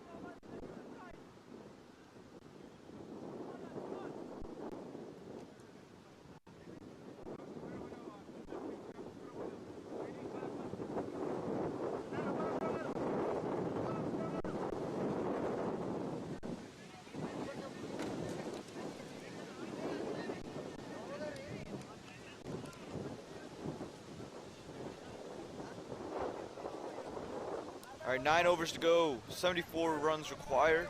The required run rate for the first time is above the current run rate. Current rate is 7.9, required is 8.2. So they're right at it. Side they just ready coming into bowl. Give it Srikanth a little bit of a breather here. You would think Srikanth will be back around the 15th-ish, maybe even later, depending on the situation the match is in. Looking to cut, nowhere to go. The scissors are dull, unable to cut that one through.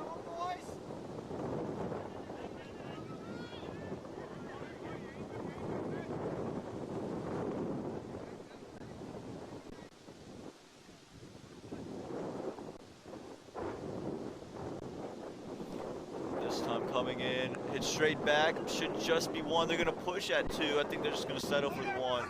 No, they are pushing for 2. It's a little bit of fumble and allows it to happen. And it is gonna be 4. Again, a little bit of a fumble mixed up in the outfield. I thought it was just gonna result in an extra 1, ends up in an extra 3.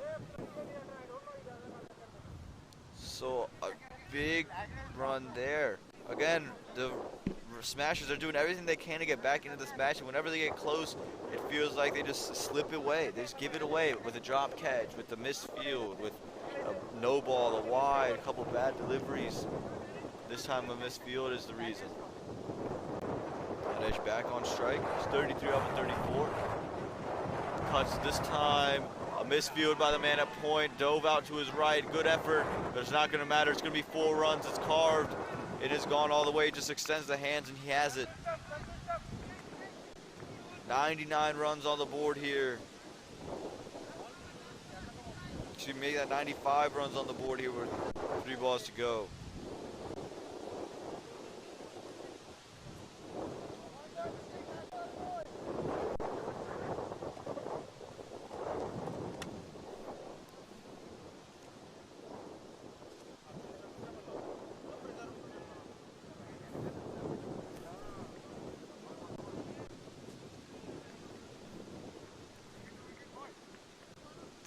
.66 runs needed an 8.3, and now the required run rate is below the current one. Again, it's just around 8, so you got to make sure you got 8 runs and over consistently now if you're the Raiders. Again, you want to finish it off as quickly as you can. Make sure you don't lose. But if you finish it off as quickly as possible, now you're in a position where your run rate's good and you're climbing back into the leaderboard. That one, they're pushing quick one, chance of a run out. Direct hit might have been it. Unable to get it. These half chances just unable to be taken. Again, they felt like they had. No, they didn't feel like they had. They had Murali Krishna. It's dropped. How costly is that wicket gonna be?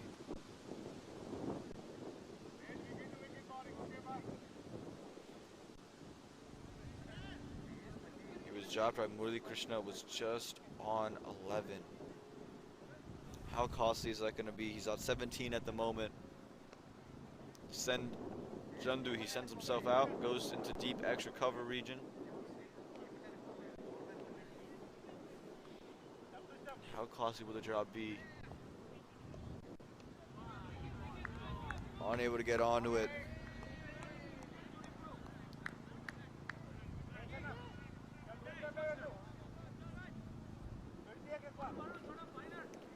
One ball to go here in the 12th over. The Raiders need 65 runs. Wide delivery going to be deemed by the umpire. Yes, it is. Arms go up.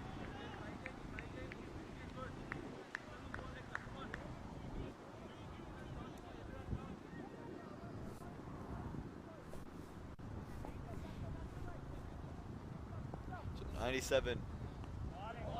Murali Krishna unable to get anything onto its side. He's bowling tremendously well. That's going to do it. 12 overs gone, 97 on the board, 64 required in the next 8 overs for the Raiders.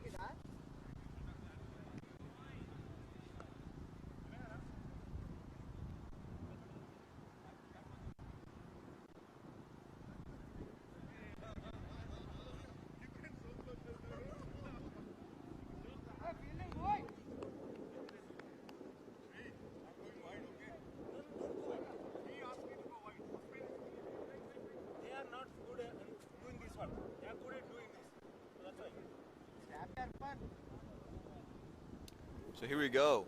Coming into this next over now. Just 64 required in the next 8 overs. The required run rate 8. The current run rate 8.1. So they're right at it. Again, for the Smashers, just got to continue. You got to find ways to take wickets here. You got to make sure you take advantage of the opportunities. Arpan comes back in a bowl. This one's lifted over the top. And that one's huge. 6. Send the balls out. I don't know if we're finding that one. As big as you like and as easy as you like. He extended the hands and he has it.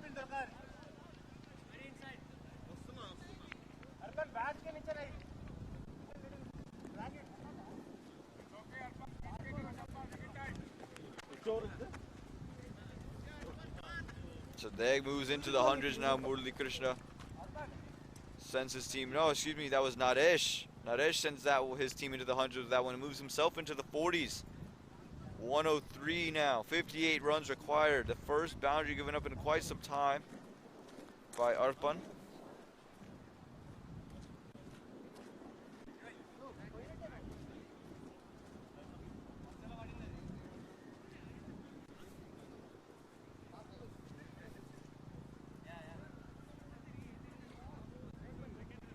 Brilliantly hit over the top, and some discussions happening of what they need to do here for the Smashers. They got to find something,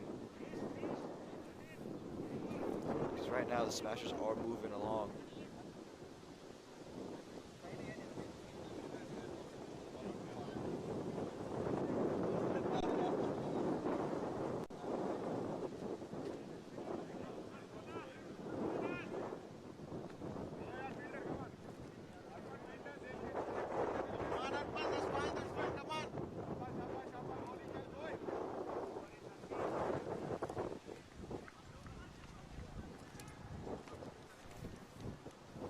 In we go. Again, just gotta move. Can't let it come under the bat. This time, work through the leg side. This should just be one. They're gonna push for two. No, he's gonna settle with the one. Computer inside the circle. But again, after the boundary, just ones and ones and ones. We'll see if Murali Krishna continues to take ones and ones and ones, or if he tries to go big.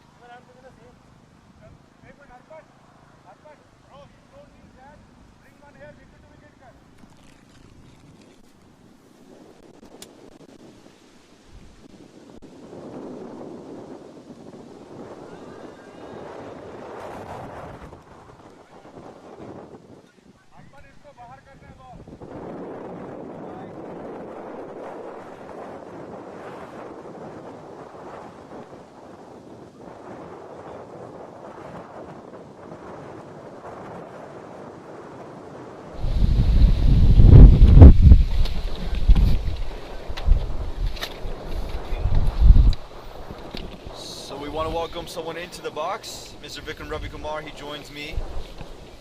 Hey Aman, how are you doing? I'm doing all right, enjoying the cricket. It's perfect weather for cricket, isn't it? Yes, it is much better than what it was yesterday. A lot more sunnier, but really still windy. Very windy. That's what's making it a little bit chilly. Oh, what a shot that is from Murali Krishna over cow corner. It's going to be one bounce over the rope for 4.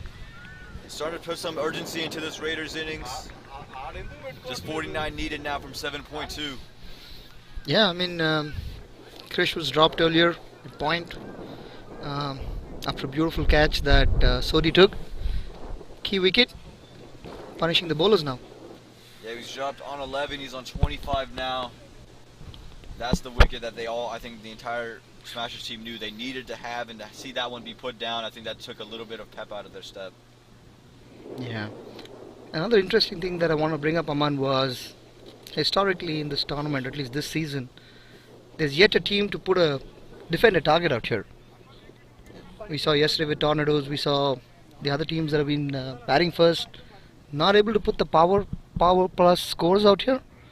150 is not good enough. Teams are chasing them easily.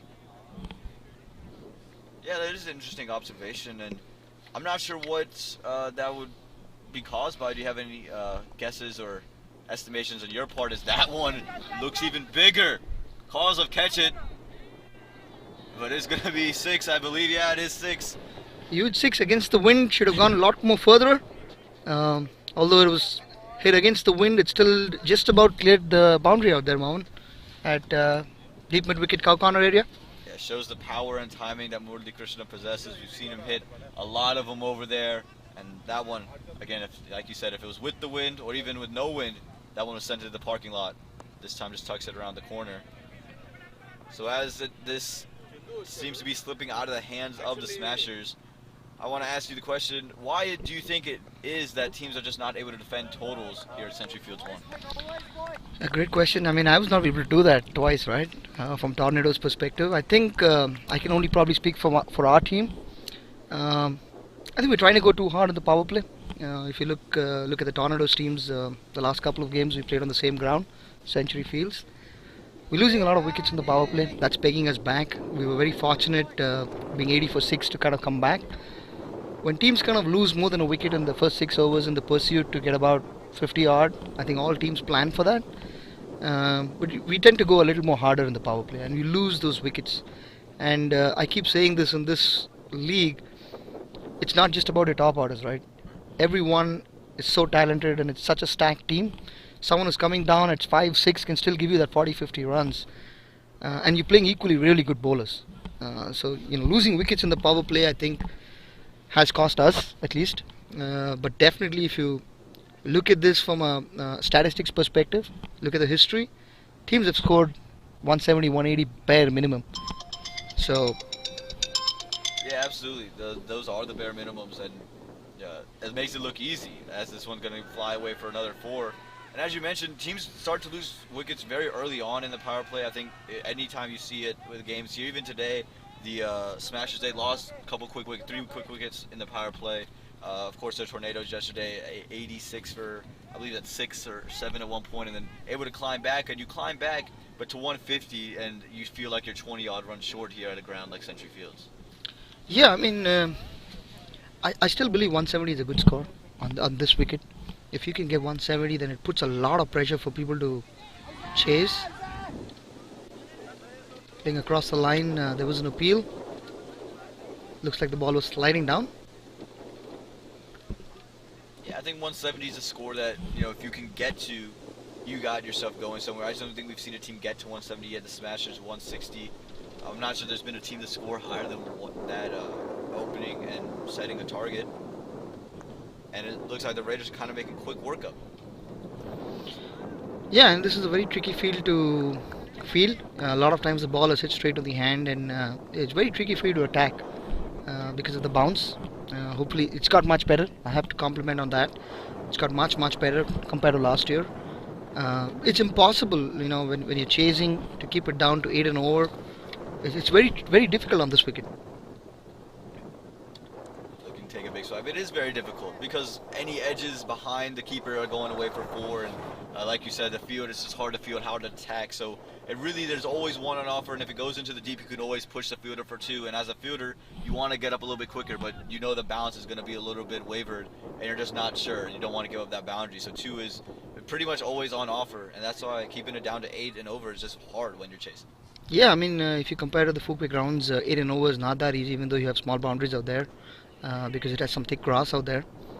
So if you're heading towards point and square leg and behind the wicket, it doesn't tend to run away for the boundaries.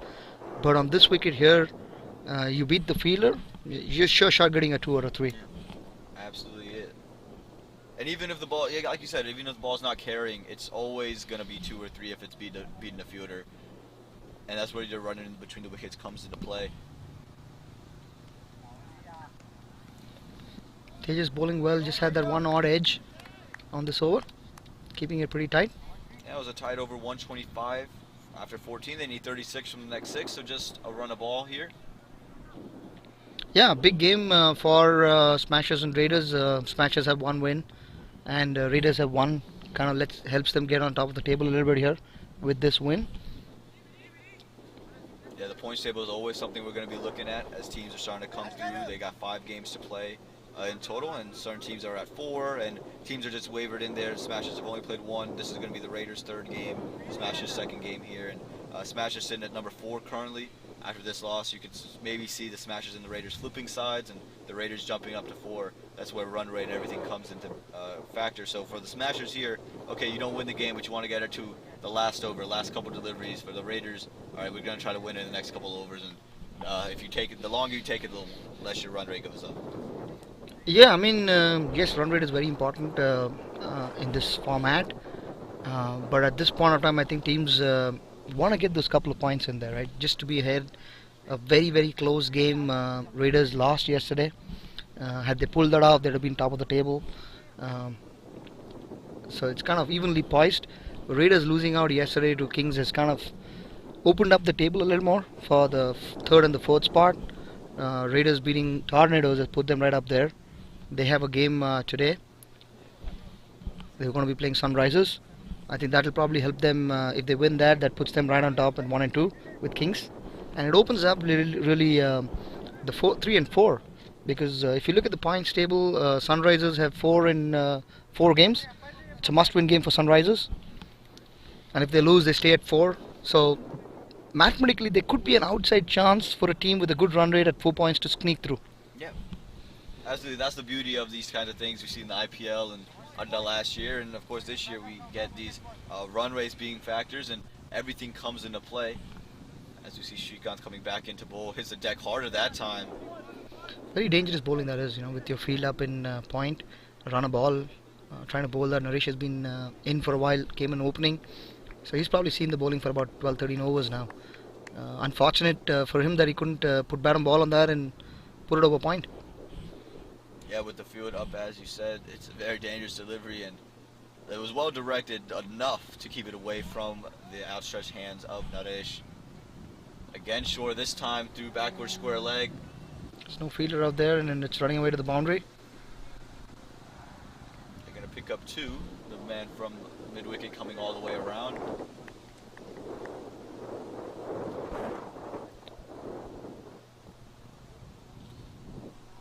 So Naresh moves on to 48 now, so 2 away from his 50. Mm-hmm.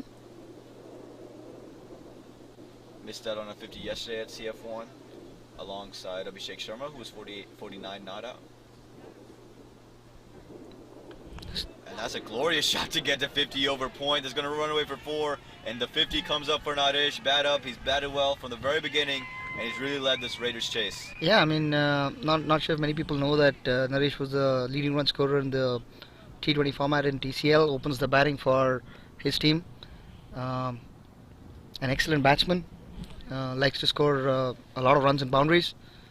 And Shiki continued to bowl short, and he missed out on the first ball.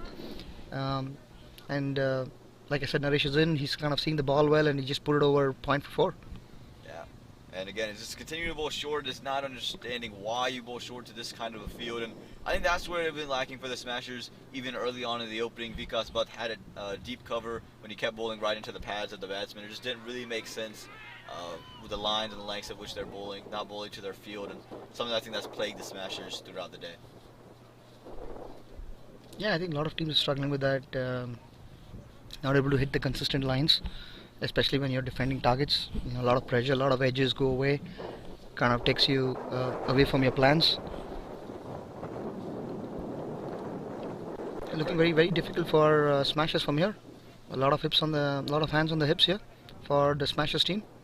And 29 needed in the next 5.2. So it's becoming ever so simple for the Raiders, but this could be another wrinkle if it falls into the hands of a fielder. It won't. It's going to land safely, and they're going to pick up 2.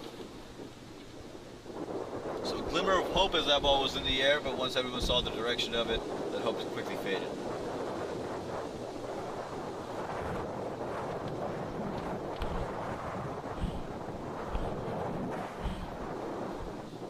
Definitely 2 really, really good teams, very well balanced teams. A lot of all-rounders on both teams. Fine delivery of the 15th over. They take a big wipe at it, unable to get onto it. And that's going to do it. 15 overs gone, 134 runs on the board. The Raiders, they need 27 from the next 5.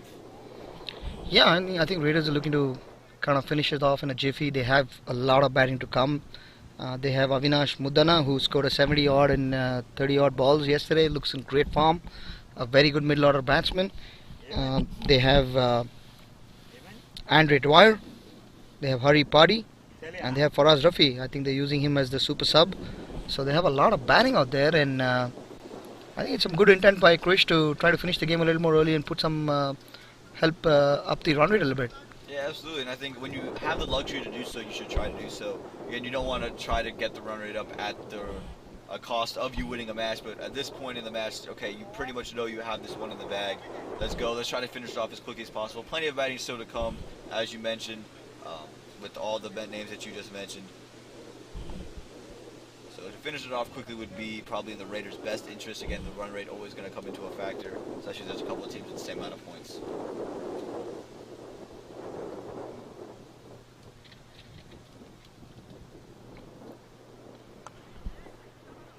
Work to the leg side. Quick single.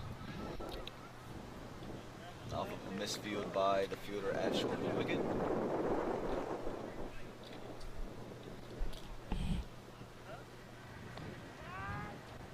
The sun is out today, which is much nicer, but there's still a lot of wind coming into play, and I'm not sure if there's a tropical storm coming or not. Outside edge, and there's a catch taken. Might just be a little bit too late, though. They dropped him earlier. That drop might have been the nail in the coffin. Murali Krishna has to go 39 off of 23. Yeah, I think risk and reward. I think the intent from Krish was to try to finish it off. There's a risk of getting out. I think they need a really good next couple of balls from Tejas, and if he can deliver, that'll probably put a little more pressure for Raiders. Yeah, if you can get a couple more deliveries right there, and whether they're wickets or just string together a bunch of dot balls and create some pressure, create that relief shot. The wickets are going to be the way you're going to get back into this game if you're the Smashers, and I think they all know that. Avinash coming out to bat, as you said, scored 70 odd off of 30 odd yesterday. So a tremendous form. We'll see if he can carry that form in today's match. Yeah, Avinash is the kind of batsman who likes to cut. He likes to play over covers. Been very successful in Charlotte. Plays for a team called Dragons. A very useful middle order batsman. Likes to run fast. So good addition this year for Raiders, and he's made it count in the game already. Yeah, that's what you know you're doing something right when you have one of your players that you picked up that are new and they come out and they make a big impact straight away.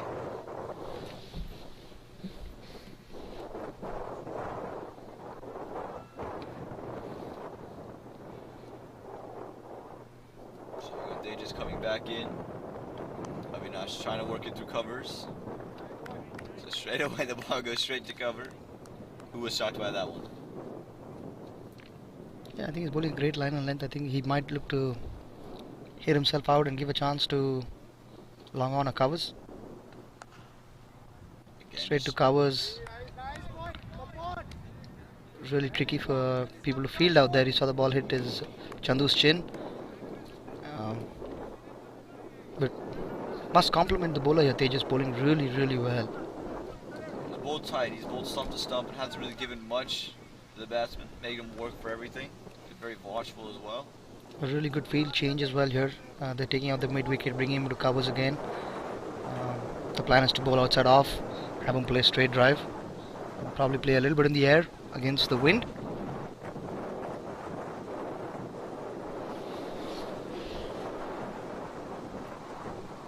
He goes full, plays this one through cover point. Get a single to put Nadesh back on strike for the last delivery of the over. It's a good field setup, and he's bowling really well. He is one of the guys bowling to his field throughout the day today. He's had 2.5 overs, just 18 runs. He's taken a wicket as well. Yeah, absolutely. I mean, he had a couple of streaky edges as well, but he's bowled really well for Smashers. One of the bright spots of the day that hasn't gone their way is at number 2. Was that a catch? I'm not sure.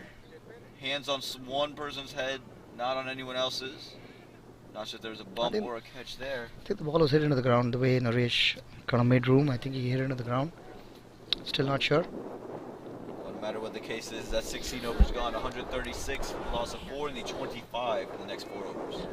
Good 4 dot balls for Tejas. Mounting the pressure a little bit. You have a new batsman in, Avinash. Run a ball, they're bringing back their pacer. I think that's a good move if they can bring in Varun. Bowls pretty quick, hits the deck hard. Yeah, well, you said Avinash likes to cut, so we'll see if he tries to continue to get into the body and not give him any room. If he gives him room, I think Avinash is going to pick up where he left off yesterday. Yeah, I mean, you look at the field, they still have a fairly decent field. Bringing the point fielder and putting the third man back might be a little tricky if Varun's going to hit the deck. Because, like I said, Avinash likes to cut and pull. Field kind of spreading out a little more. A lot of open spots for Avinash. Doesn't really need to take on the bowler. Can just dab and put Naresh back on strike and let him handle the pace that Varun generates. Yeah, he's got plenty of time to get all this done as well. Again, they're pushing and want to make some urgent moves here and want to get some boundaries and finish it off as quickly as possible. But they understand that they need to make sure that they just go ahead and win the game, get the 2 points, and let that move them up the table. It's never over till it's over, Aman. So it still looks easy. Run a ball on this wicket with the kind of batting lineup that Raiders boast of. But a good over here, and with one more over for Tejas, can put a lot of pressure. A little change in the field. They brought the third man up, put a wideish deep point, more like gully. And he's full, no ball again. That is a costly one. Giving a free hit to the new batsman. He's just struggled today with his run up. He's just frustrated, and I think the team is just a little bit upset as well. That might be I think that's number 4 today for Varun. 4th no ball.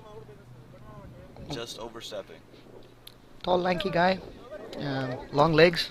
I think he's just missed his run up first ball back in the attack. That can tend to happen. But at the wrong time. Gonna give a free swing for the batsman here. Avinash has a license to just throw his hands at it. Oh. He hits the deck. I think tad bit fortunate Avinash wasn't able to get onto that one. There's some really nice bowling and some good fielding setup by Chandu here. He's moved his covers to a point. Clearly kind of saying that it's going to be wide and short. Avinash looking slightly little rusty. Maybe it's the pace. Yeah, a little bit of extra bounce as well, maybe in the wicket.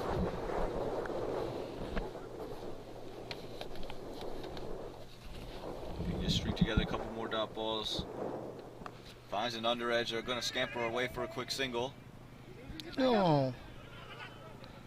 That could be a run out. Oh. That's an opportunity gone begging. That was some poor fielding. But we have Avinash back on strike, not looking very comfortable. Not a very bad mistake, hopefully, for smashers here. Yeah, the way Avinash is looking right now, it doesn't look in the flow of things, so to get him back on strike might not be the worst thing in the world.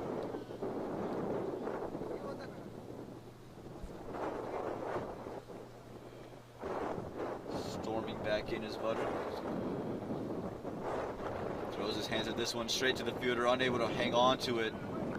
It must have stung his hand. That's Vicky Butt at point. Slashed hard. Yeah. Be interesting to see how Naresh plans to play Varun here. He's been in there for a while and he's played him with the new ball. Not sure if he's just gonna take a single and take it on with take his chances on with the next over, or he would look to take him on. Be interesting to see. Yeah, he just kind of dibble-dabbled him away through the first part. There's the cut, straight to the fielder, and Vicky Butt makes no mistake this time. Another wrinkle. This game is going down to the wire. I mean, they need around 20 odd runs, run a ball, hit straight to the fielder, comfortably taken by Vicky Butt. It's beautiful to see when you bowl to a plan and it works out. The plan was for him to play the cut. He had the backup, he had the fielders there. Difficult to really hit it all the way for a 6. That's a big wicket.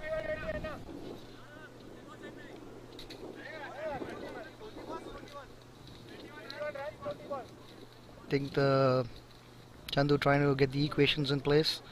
There's 20 balls to go, 21 runs to get. Faraz Rafi comes to the wicket. A lot of experience, been in this situation so many times for his team in Raleigh. He also plays a lot of cricket in Charlotte. He's at a purple patch this year, scoring a lot of runs in the 35 over format. They're going to need him to score some runs here. 21 to get, like you said, off 20 deliveries. He gets off the mark straight away. I think it would have been good if the new batsman if the mid-wicket was a little more rain, could have stopped that single and kept him on strike for another ball. But two new batsmen at the crease, and Varun bowling really well after the first lapse that he had by overstepping a bit. It's a great over for him. He's come back really well, given only about 4 runs. Yeah, he's bowled beautifully. And even when he has bowled no balls, he's outside of the no balls, the overs have been very good. It's just been those couple of no balls here and there that have nagged him. But Avinash hasn't looked in the full flow of things, so they're going to continue to try to keep him uncomfortable. He's moved his point a little more finer. Is it going to be short or is it going to be a bluff by bowling full? He's hit it up all the way for a 6. All the way for a 6. I think he made it a little more obvious for the batsman out there by moving his point and continue to bowl short and wide. And like I said, Avinash is a great cut. He has a great cut, and just took a chance there. I mean, it could have gone straight to the hand as well. But nevertheless, a beautiful shot by Avinash. Yeah, it was a beautiful shot there. Just extended the hands, and he had it for 6. Just sweetly timed, used the pace. That's going to do it. 17 overs gone, 147 runs on the board, 14 runs required in 3 overs with 5 wickets in hand. Yeah, I think that single at mid-wicket costly. Had they kept Faraz on strike, could have probably finished the over off, putting a little more pressure, giving a little more room for Tejas, who's bowling really well.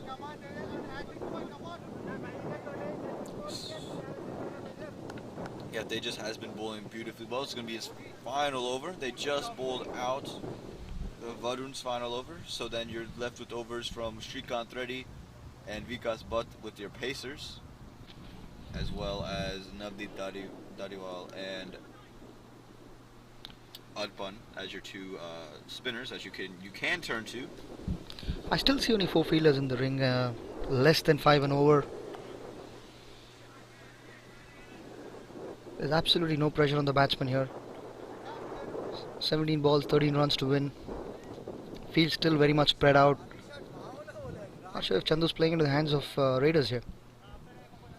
Yeah, I think at Sedgley Field you see a lot of teams that continue to spread it out just for the fear of giving up boundaries. But as you said, you want to put pressure. An inside edge going to leak a single.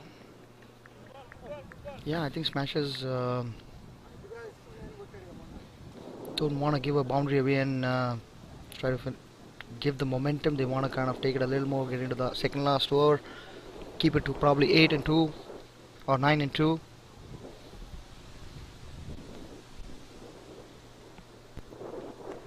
Kick straight to covers. And overthrows. That was There's no very need for costly. There's no need for just extra stuff going on, resulting in 2 overthrow runs. I think that is a very costly overthrow. I think it's the pressure. Faraz Rafi trying to put some pressure on the fielder. Avinash said no, but Chandu took a chance and bad bounce for the keeper. 2 runs. 2 runs makes it just a little bit easier. It's a well bowled, keeping it outside off, bowling his cutters. Still no change in the field.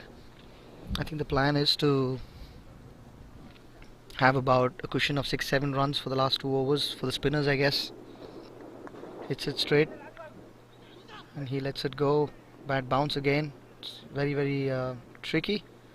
Like I keep saying, fielding out here, put your body behind, You still don't know if it's gonna roll up and hit your chin or your face.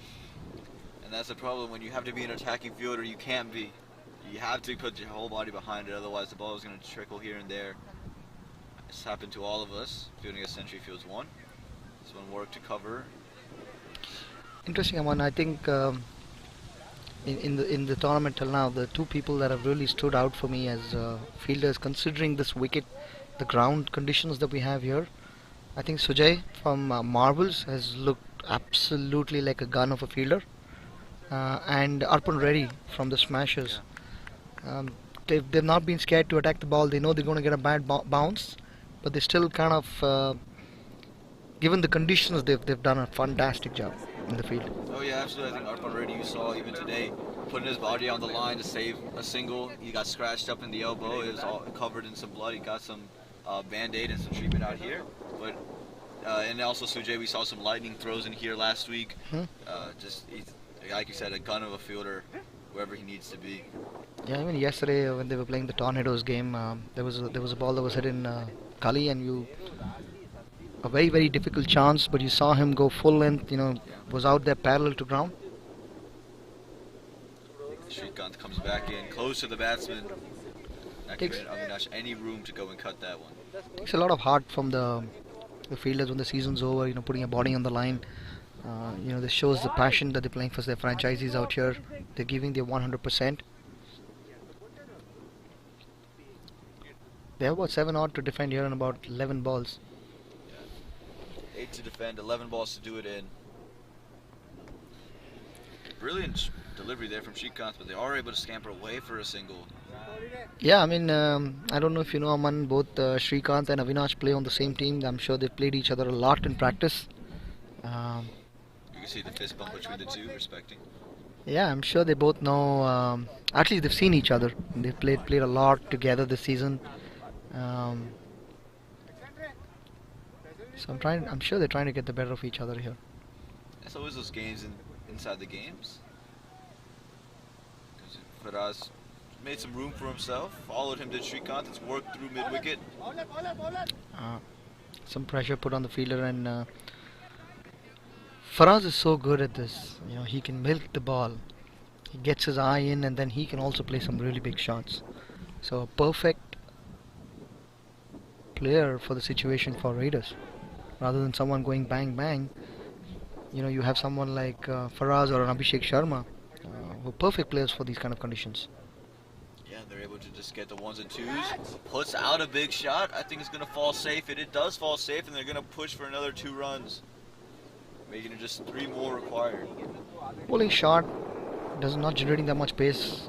Batsman able to kind of bowling into his body, so easy for him to play one fielder on the onside in square leg. So easy pickings, you put the ball out there, you have 2 runs. So That time fuller and straighter. Much better line, making Faraz drive. 3 runs to defend here, 7 deliveries to do it in. A little too late, Aman. Yeah, just a tad bit too late. I think really the turning point in the match was when I think Murali Krishna got dropped. I think that catch is taken. We're talking about a much closer game. As you see that one just falling short of the fielder on the onside. They're going to push around for 2. That's excellent running. Scores are level with 1 over to go.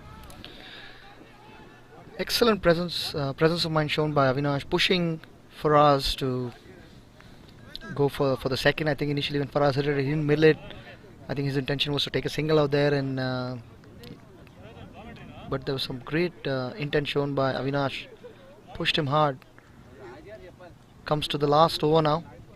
I'd love to see the field come up. Get a couple of dot balls, try to push it a little more deep, help with the run rate. Every ball is important here, even so the win's pretty much out of the question here, unless you somehow get your maiden going here, but if you can just milk it, say half the over gone, and then it happens. Yeah, we have the new bowler back in the attack, the owners of Marvels. We have Rajgaru. Still very, very fit.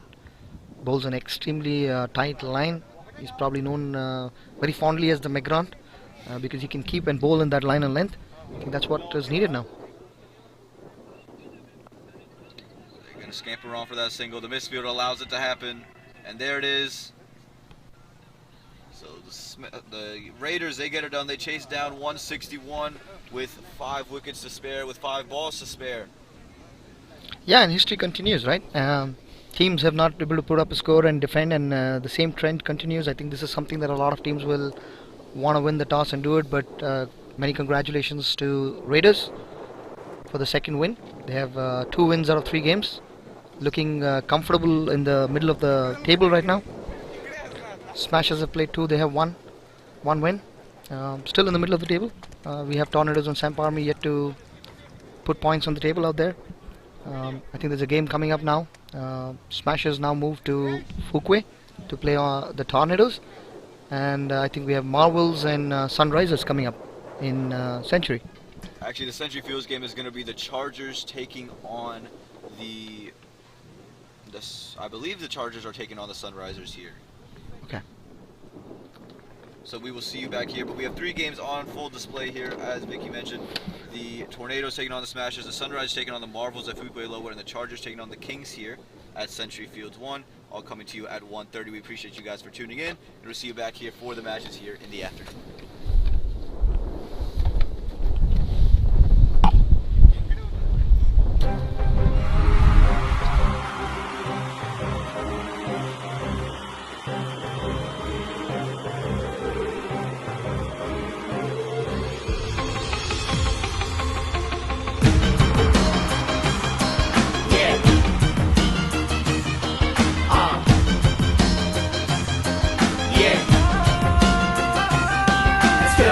Come ready for this battle now. Come play and show the world you are the champion. Oh, oh, oh.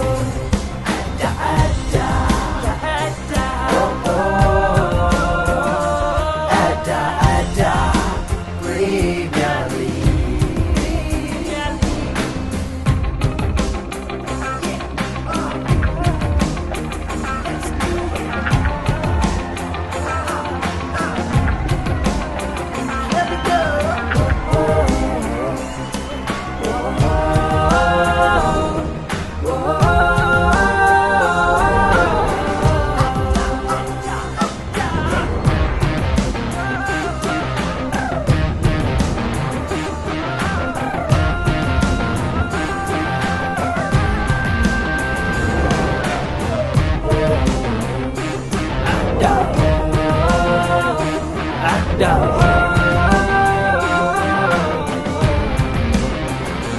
Adda.